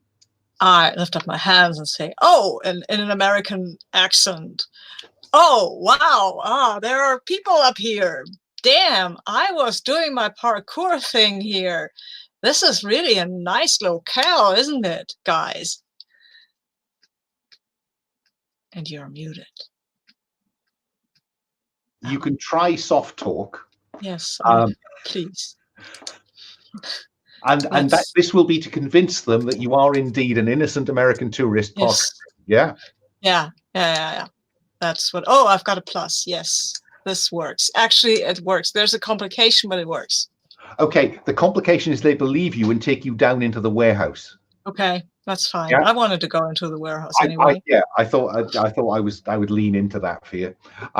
So the rest of you will have heard this conversation because you're picking up the ambient sound around Dylan, and then you hear a kind of clang as an attic, a rooftop door is closed, and the kind of creak of him being led down a steel staircase into the bowels of the warehouse.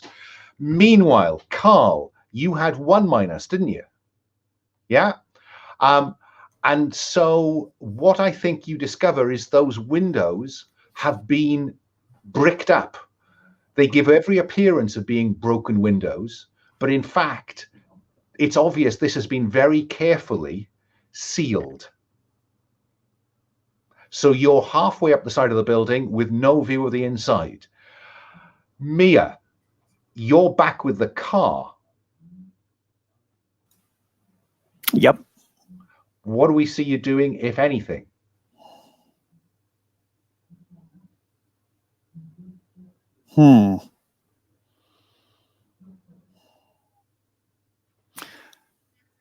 Let's see, I don't have the infiltration skill set to get in or to talk my way past it. I think I'm checking on my phone to see if there's any Wi-Fi networks in the area. See if I can come up with anything. See if I can tap into any security cams and whatnot.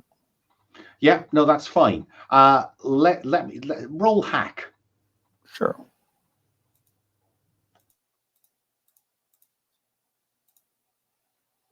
Two pluses, a minus, and a blank. So for the plus, I can tell you that there is a kind of 3G phone network in the vicinity. Mm-hmm. And I'm going to cancel your advantage with the complication that no, there isn't. This building does not seem to be Wi-Fi connected. Looks like the Bratva are old school. Okay? Gotcha. That works. Moshe, you will certainly have noticed from the drone height Dylan being escorted into the building. What do you do?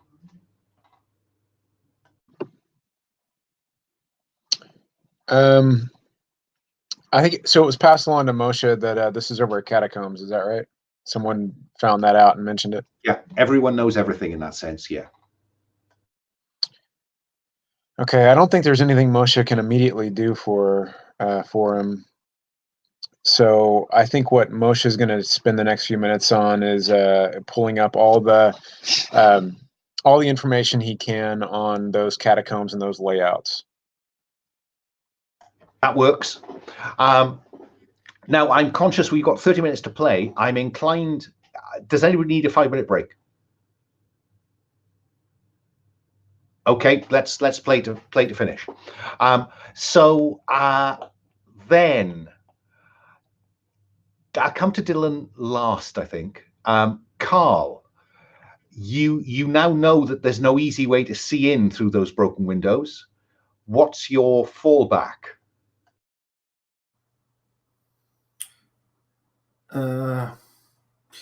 Well, the fallback is the basement entrance. They probably back in the day used to unload coal to, like, I don't know, store it in the basement.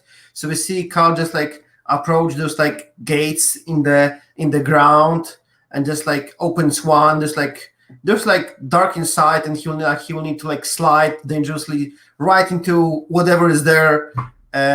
So we see him just like mount on low light vision goggles, and he says, and he tells to his compatriots, "I'm going in to the basement," and we see him just like slide in, closing the doors behind him to get to the basement.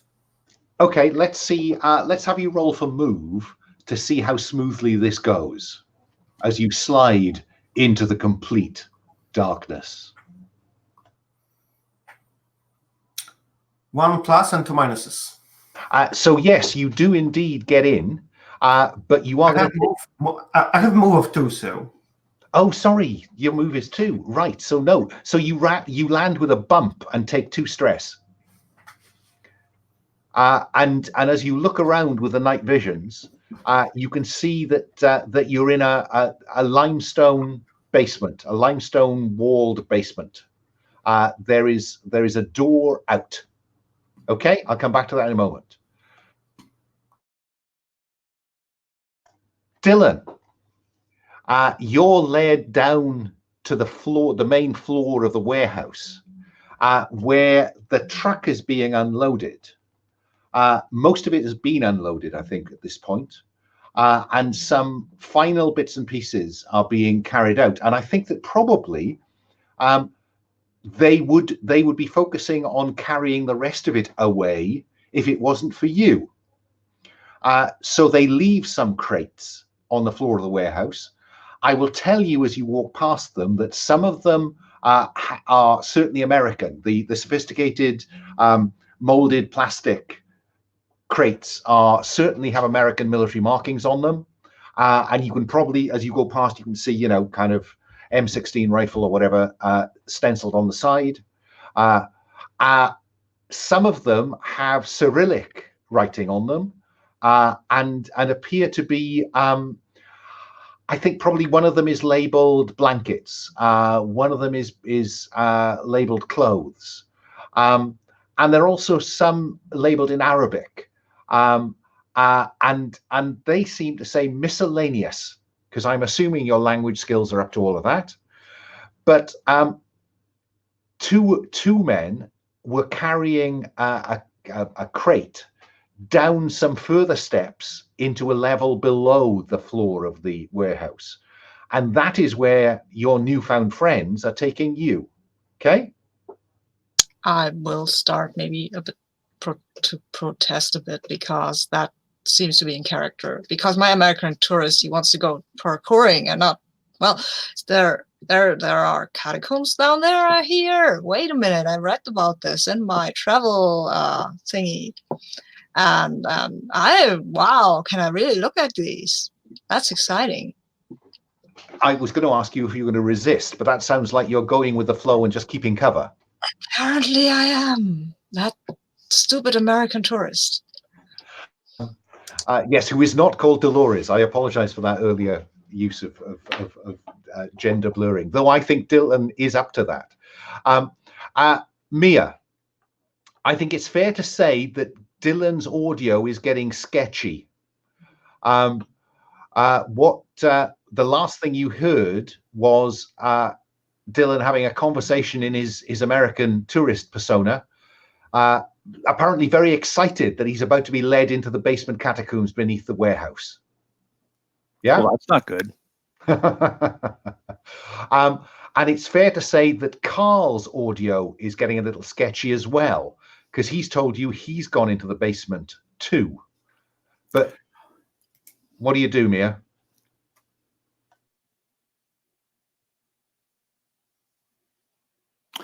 Is there any way to get a drone down there?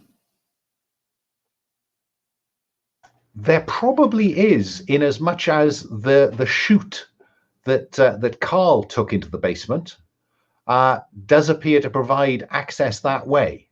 And perhaps the last thing you hear him say as it's going is something like, I'm in the basement, there's a door, I'm going to go through that, and it's fairly clear at the point that door closes, it goes kind of.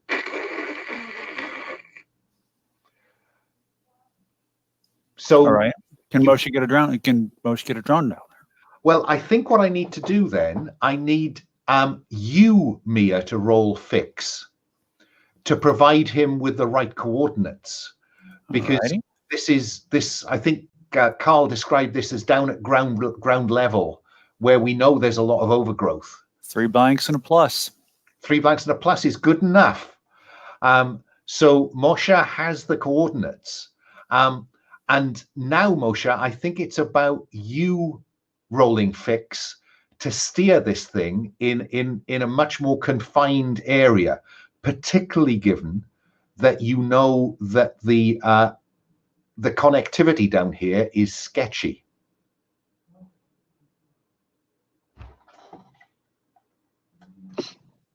One minus and 3 blanks. And that drone goes dead. I think between the pair of you, you can work out that somehow, if you could run maybe a cable down there into the basement that would allow you to, in effect, set up a kind of a booster station in the basement that you could connect to the outside, then even over the 3G, you might be able to make it work. Well, that's just dropping a cell phone down there and turning it into a hotspot. Okay. So I think I won't make you roll because we've had the fixes for that, but I think that will bring the drone back on. And I mean, this is a small drone. We know that it's tiny. So I'm going to suggest that Carl has disappeared through this only way out, and that's the way the drone needs to go. Yeah, Carl, you've heard some of this, and then the signal boosts, because now the outside is connected to the phone is connected to the drone, and now your comms are connected to the drone again. So the drone is in the corridor behind you, and you've come out into it is part of the catacombs. There's no messing about here. But Carl, you can hear conversation and light at the end of this tunnel. I let you think about that for a moment while I cut to Dylan, because Dylan's connectivity is boosted again by this same chain, because he's at the same level now as Carl, the drone, and the phone. But his approach is slightly different. The steps that you are taken down are wooden steps, and you come out onto a gallery in a brightly lit limestone chamber. The limestone floor is maybe 20 feet below you. The ceiling is maybe 10 feet above you. There's a rather rickety wooden balustrade to some steps carved into the limestone down into the floor of the cavern below. The cavern is brightly lit with electric spots. But, you know, there might just be the vague hint of some bloodstains on the floor down there. I pretend not to see them.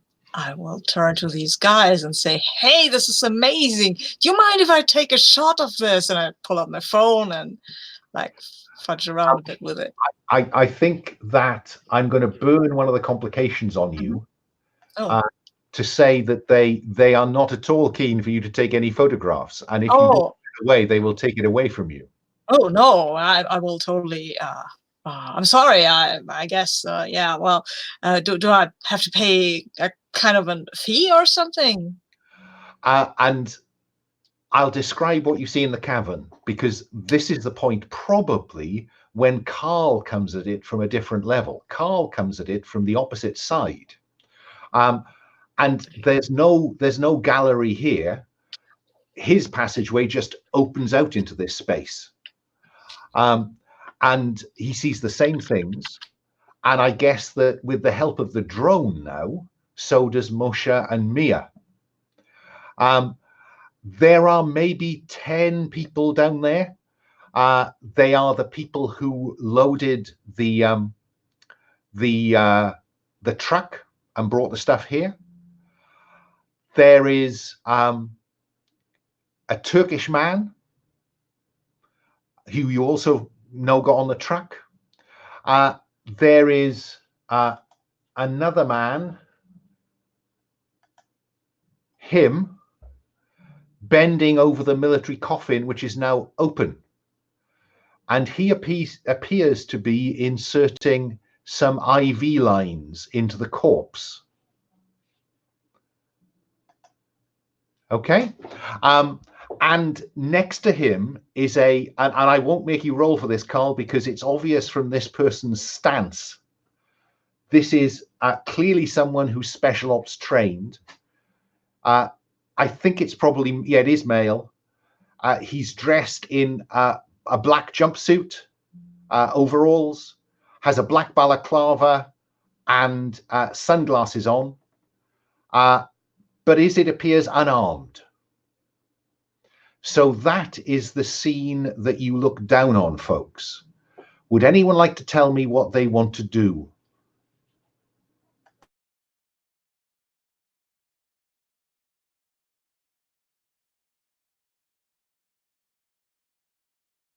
IV lines are like, you know, the things that you attach from the like blood bag to something. I'm not sure what the IV line is. The thing that he's stitching to the corpse.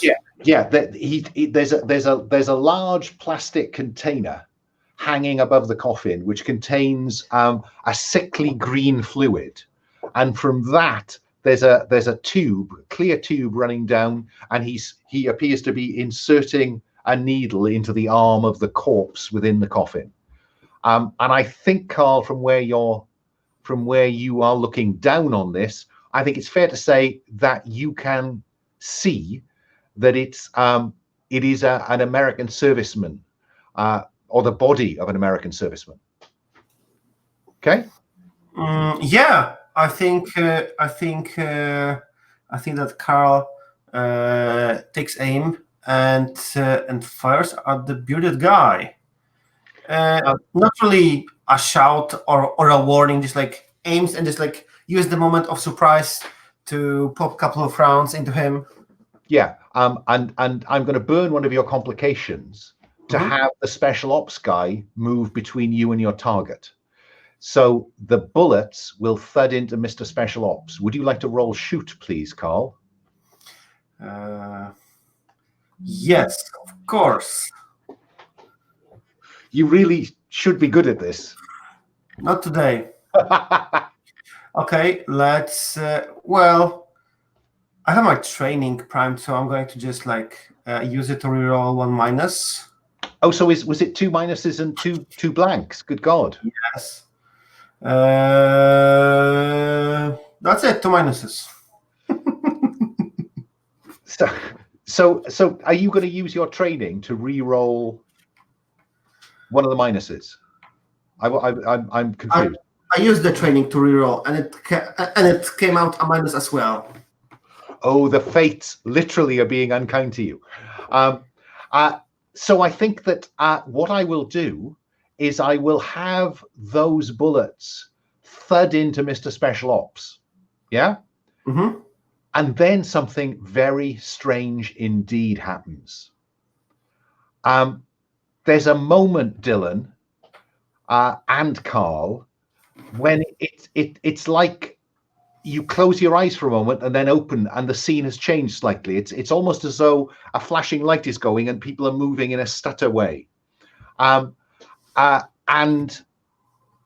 the special ops guy has disappeared when you come back. And then, in order from those nearest where you shot him, people's mobile phones begin to go off and reset, and digital wristbands begin to go off, and it's almost as though there's a wave of electrical dysfunction that emanates from the center of the room. So it reaches them, then it reaches you, Carl. Mm-hmm. So your night visions will go off. I mean, you don't need them here, but they go off and then begin to flash and chutter. Hear a bump behind you as the drone falls out of the sky, falls 6 feet onto the ground behind you. And Dylan, that phone that you were trying to tinker with, it's just gone off, and you can hear it kind of restarting. Welcome back. This is Google Android or something similar. Yeah. And then, Carl, the man in the jumpsuit is standing on the ledge in front of you. Would you roll no, please, Carl?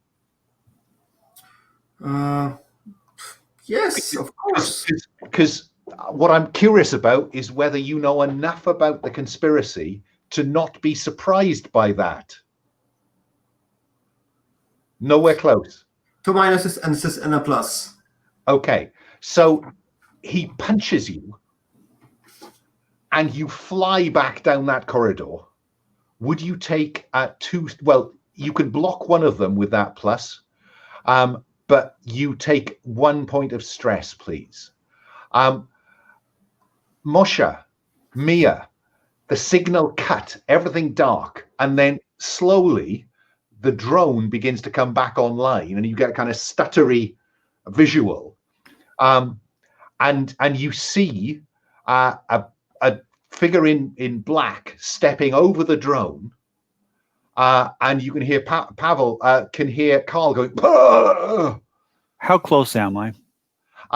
You are at the top of that chute that would take you down to where Carl entered the corridor he's now in. So I haven't gone down into the basement. Okay. No, you dropped the phone down. You didn't need to. This is why I've got my bag of tricks. Slide down the chute. Okay. Would you roll move, please, to see how well you land? Probably not well, but sure.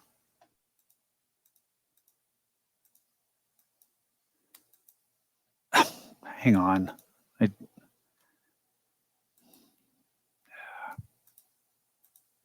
There we go. It's getting weird lag. 2 pluses, a minus, and a blank.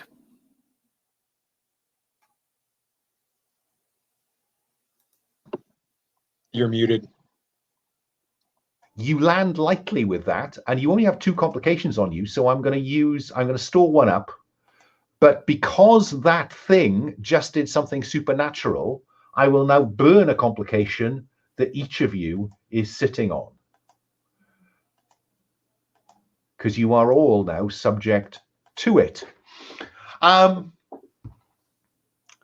Moshe, the drone is coming back online. What do you do?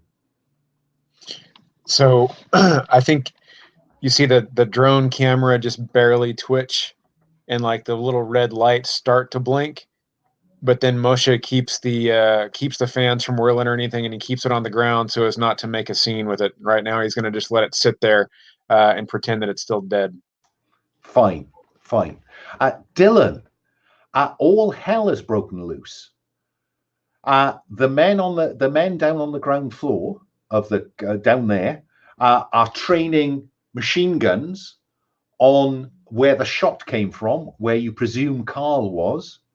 The man with the beard is being hustled out of the cavern by a tunnel that's down there, along with, no, I think probably without the body, to be honest. I think that they'll be worried about him, not the body.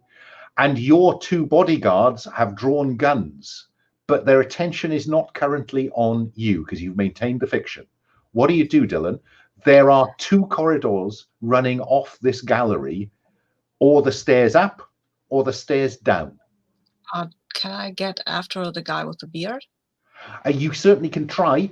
Remember, he's gone with several people. Yeah, I know. It doesn't matter. I just need to see where he's going, I guess. I mean, damn it. I think that shot from... I think Carl's in trouble, right? I think that the comms that you're getting from him, because you're on the same level, suggest that he might be, yes. But he's Carl. I mean, he can fight. Come on. All these guys are totally great fighters. I'm not. I'm going to follow this person with the beard. Okay. Just to see where he's going. I don't want to engage. Okay, so you run towards the steps down, leaving your two I sneak towards the steps down. I'm not suicidal. It's like, I'm here. I'm doing a totally normal thing. This is not. You don't need to worry about me. I think we're past the point of infiltrate now. Your two minders are armed and dangerous. So I'm going to run from them, or you can run away from them. I'm going to move. Yeah, okay. I'm using move. That's okay. So let's have you roll to move. If I can roll anything. No, I can. I have 3 minuses. This is amazing. I think I'm going to burn 2 of those into, as you run, you trip and stumble. So that's one of them away. Okay. One of the men fires at you, and you take another point of stress as you dive to avoid it. So what's your stress position? What's your stress? That's 2. I've got 2. Okay. Now, remember, there is this change the context to recover 1 stress. So you can stay up here and slog it out, or you can try next round to go somewhere else. Because the way you were going to go, I think those 3 minuses means that that's close to you. Okay. Because now you come to think about it, you're not even sure which of those corridors he went out through. Oh, okay. Damn it. Maybe should get out. I've created a bit of distraction anyway, so that should be fine. Everything is going according to plan. I'll burn your remaining complication because now you can't go back the way you came up into the warehouse because they're between you and it. There is a corridor to your right that goes off into the dark. Yes. I take the corridor to change the context. Now I'm in dark corridor. And you recover a stress. Oh my god. Yeah. Because they will pursue you, shooting into Damn. But you're in a better condition to deal with it. They were going to pursue you anyway. Okay. Carl, the lights at the end silhouette this person as they come towards you. What do you do? So I assume I'm in the room that Mia just. I think your back is to the door, and she's now on the other side of that door.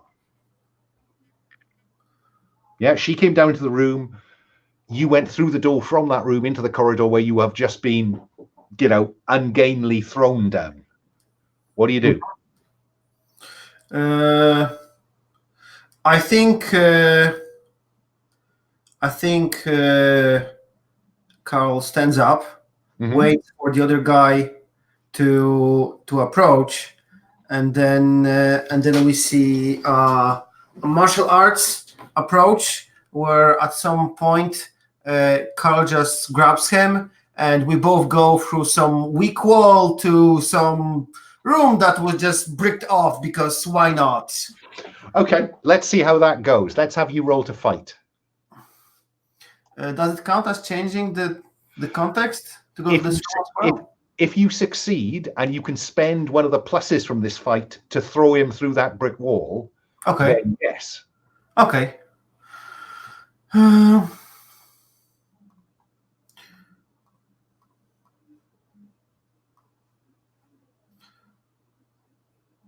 plus 1 minus. So you succeed in as much as you do harm on him. You throw him against the brick wall, but not hard enough to force him through it. So I'm afraid you haven't changed the context. And he's also thumped you. So you take a point of stress as well. What's your current position? Oh, it's getting a bit tricky. 4. Mia, you're on the other side of the door. You hear this. Carl has stood up, so the door is now openable. Kick the door open and Yeah. pull out my water balloons. Okay. Go for it. All right. So am I rolling again? Am I rolling move here? I think you're rolling fight or shoot. All right. Well, let's roll fight.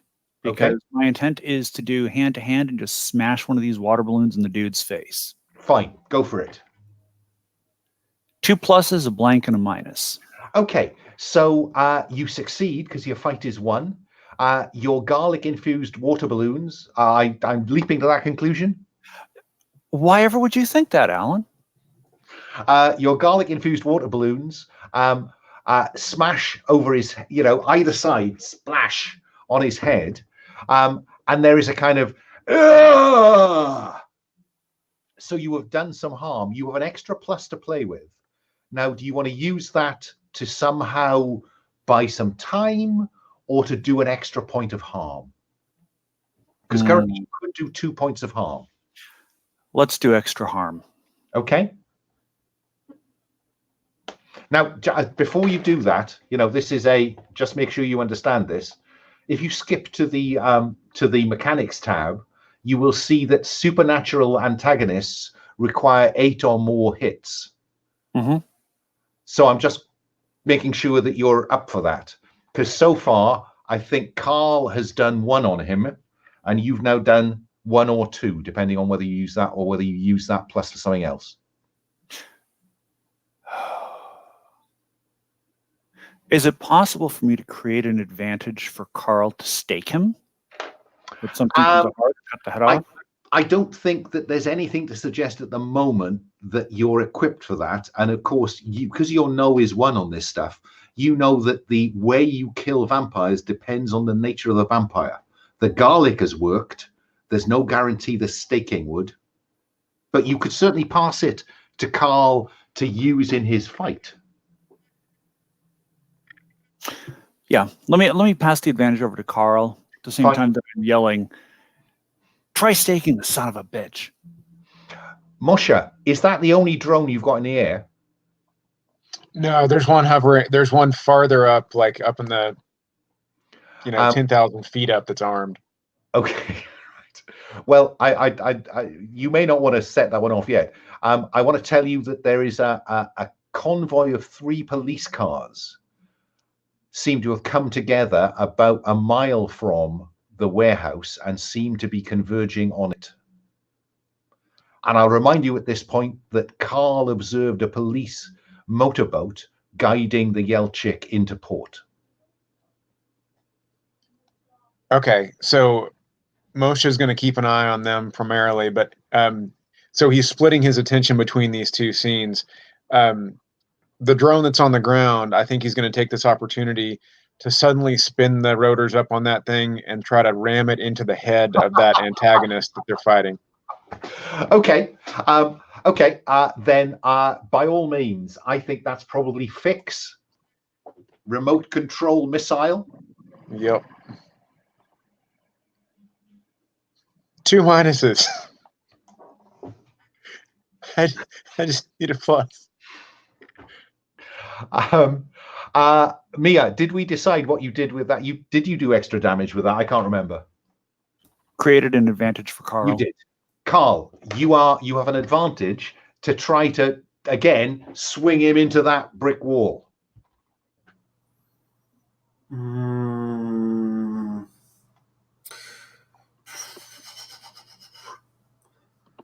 or you could run and jump into the cavern at the end of the corridor. I don't see a point of doing this.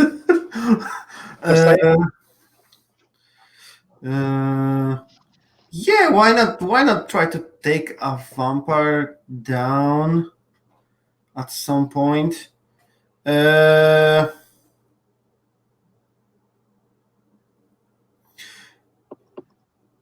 not? Seeing that the guy is like currently struggling with being hit by the garlic water, we see Carl just like draw his gun and sort of like point blank 4 shots to the head with my trademark skill. Fine.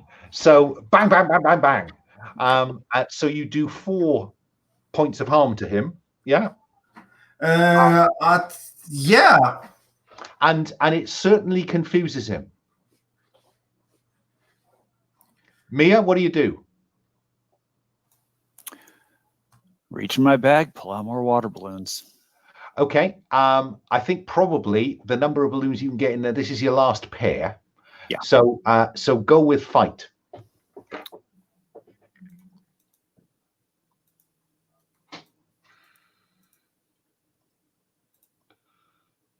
One plus, one minus, 2 blanks.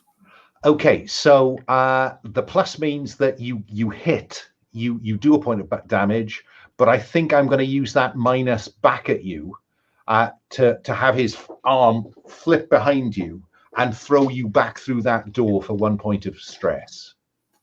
Only one? Yeah. She's not that big, and she just got chucked like through a door by a vampire? Yeah, but I've only got 1 minus to play with. What can I tell you? It's not as bad as it looked. Well, I've got 2 complications on my sheet. All right, then. I'll burn a complication. If you're very keen to take 2 points of stress, there you go. And you land in a heap. Yeah? Carl, I think all of that has bought you some time, but this doesn't seem to be going terribly well, it's fair to say.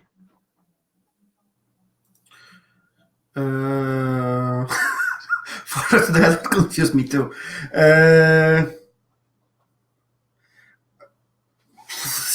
Well, we are kind of like backed ourselves into some dead corner, because trying to crawl through this exit while this guy just like on us is a very bad thing.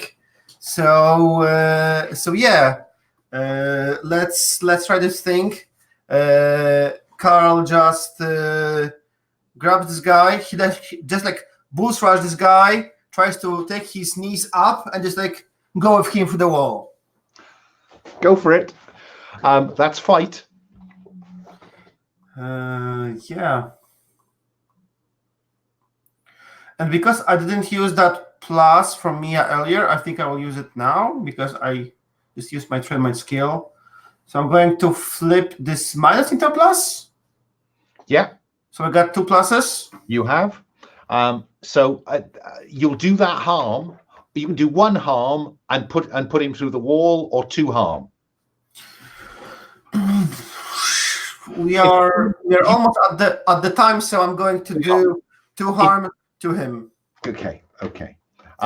It appears this wall is tougher than expected, but at least I some brick just like fall off, and just like grab the brick and just like smash it on his head. And that changes the context of the fight, so you recover 1 stress. We are at about time, so what I'm going to do is I'm going to have the creature run down the corridor and leap into the cavern. Yeah. So at the point we close, we have Carl and Mia in the basement.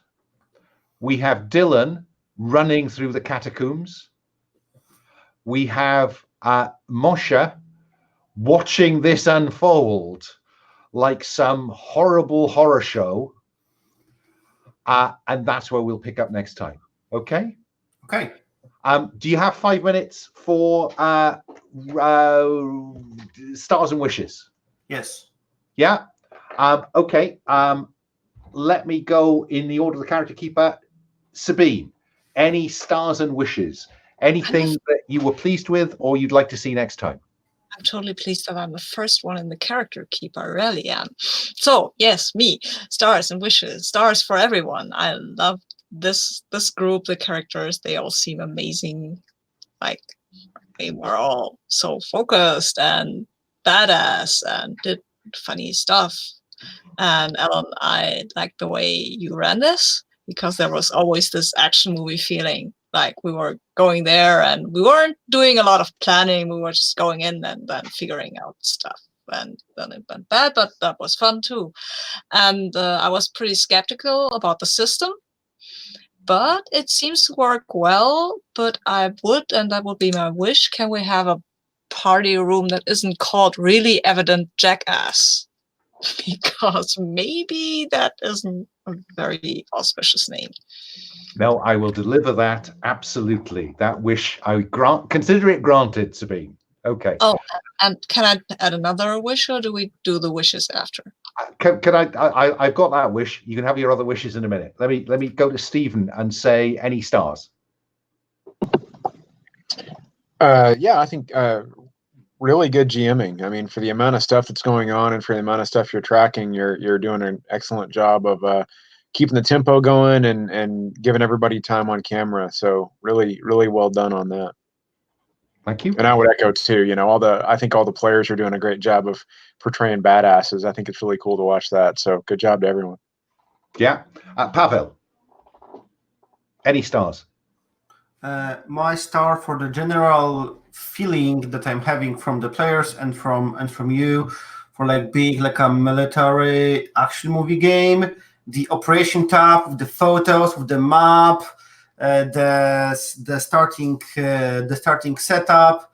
I really feel like we are doing some Black Ops operators here. So yeah, it's cool.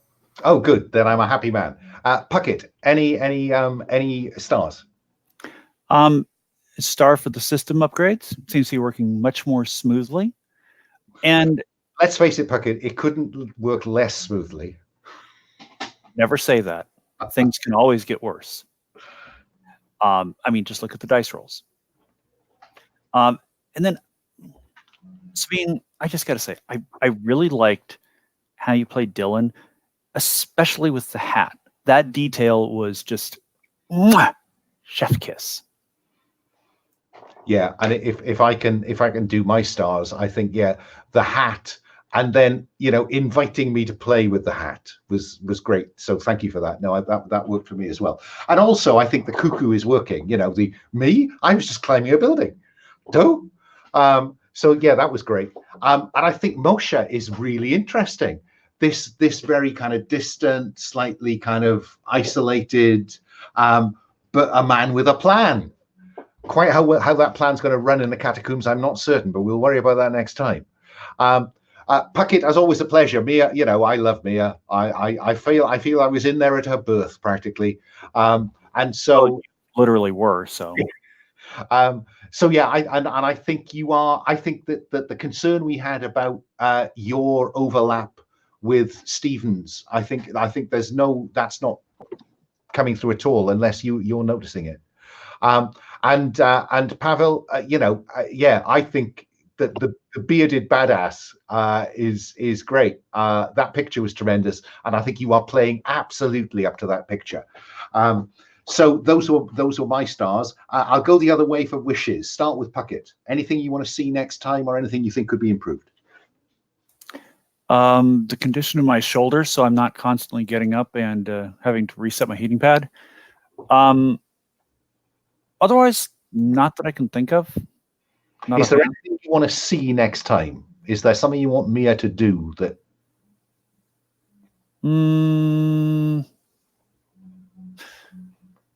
Not that I can think of offhand. Okay, fine.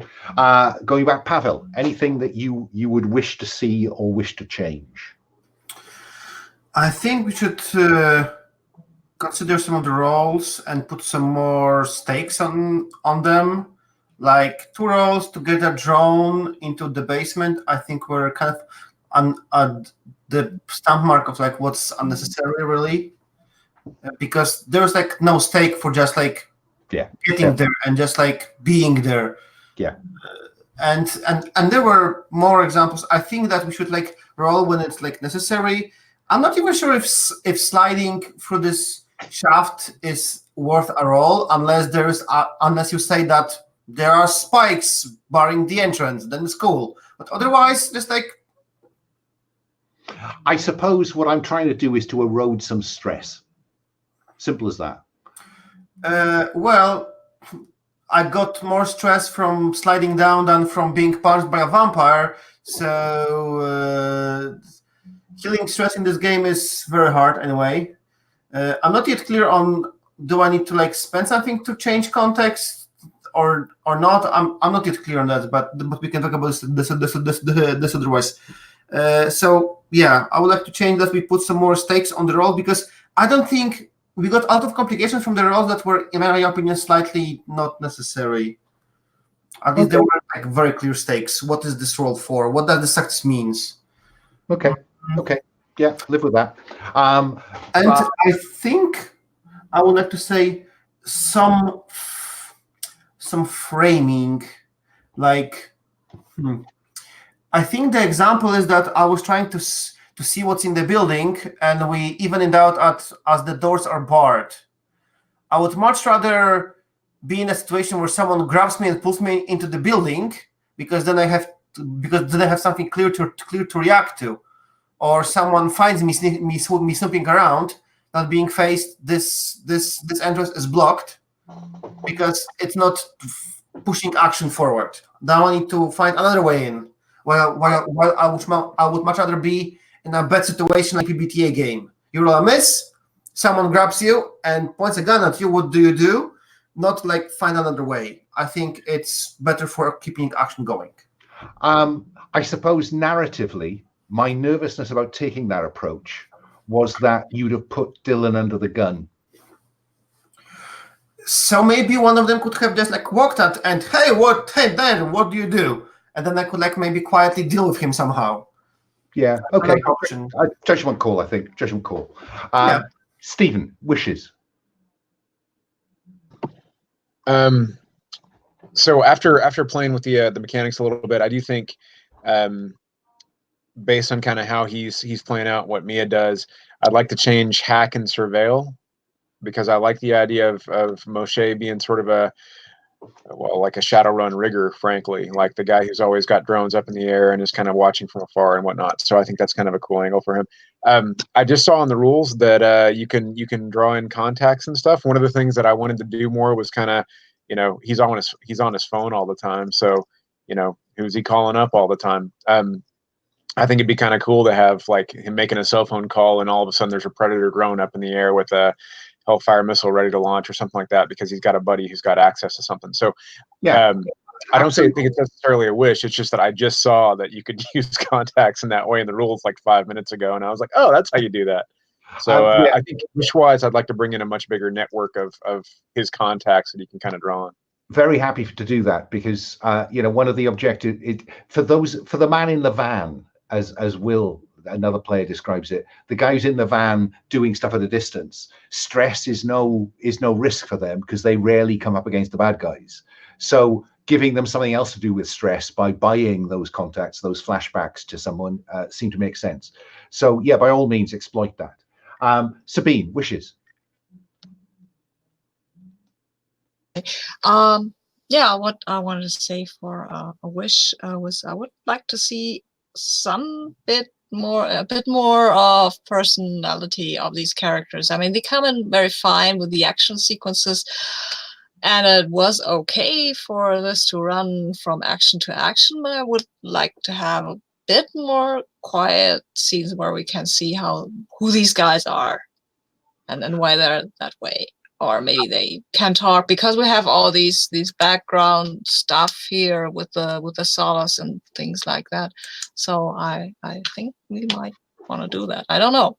I mean, what I very much encourage you to do is to try to double use your flashbacks, to have the flashback involve somebody else.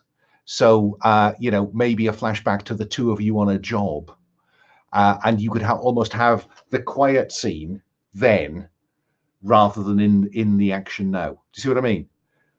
Try that, because it's something that came up in feedback last time, and I've deliberately built that into the mechanics now to encourage you to do it. So, okay, that's great. I mean, my wish is, I think, yeah, it is the judgment call about, you know, when to burn a complication, you know, but we are kind of at the mercy of this dice mechanic, if I'm honest. It's a very crude dice mechanic, and I think we're going to have to live with that. It is what it is. What I'll try to do is to find a way to use it in a more sophisticated way. But with that, I'll wave bye-bye to the internet, because I will end the broadcast. Bye-bye, internet.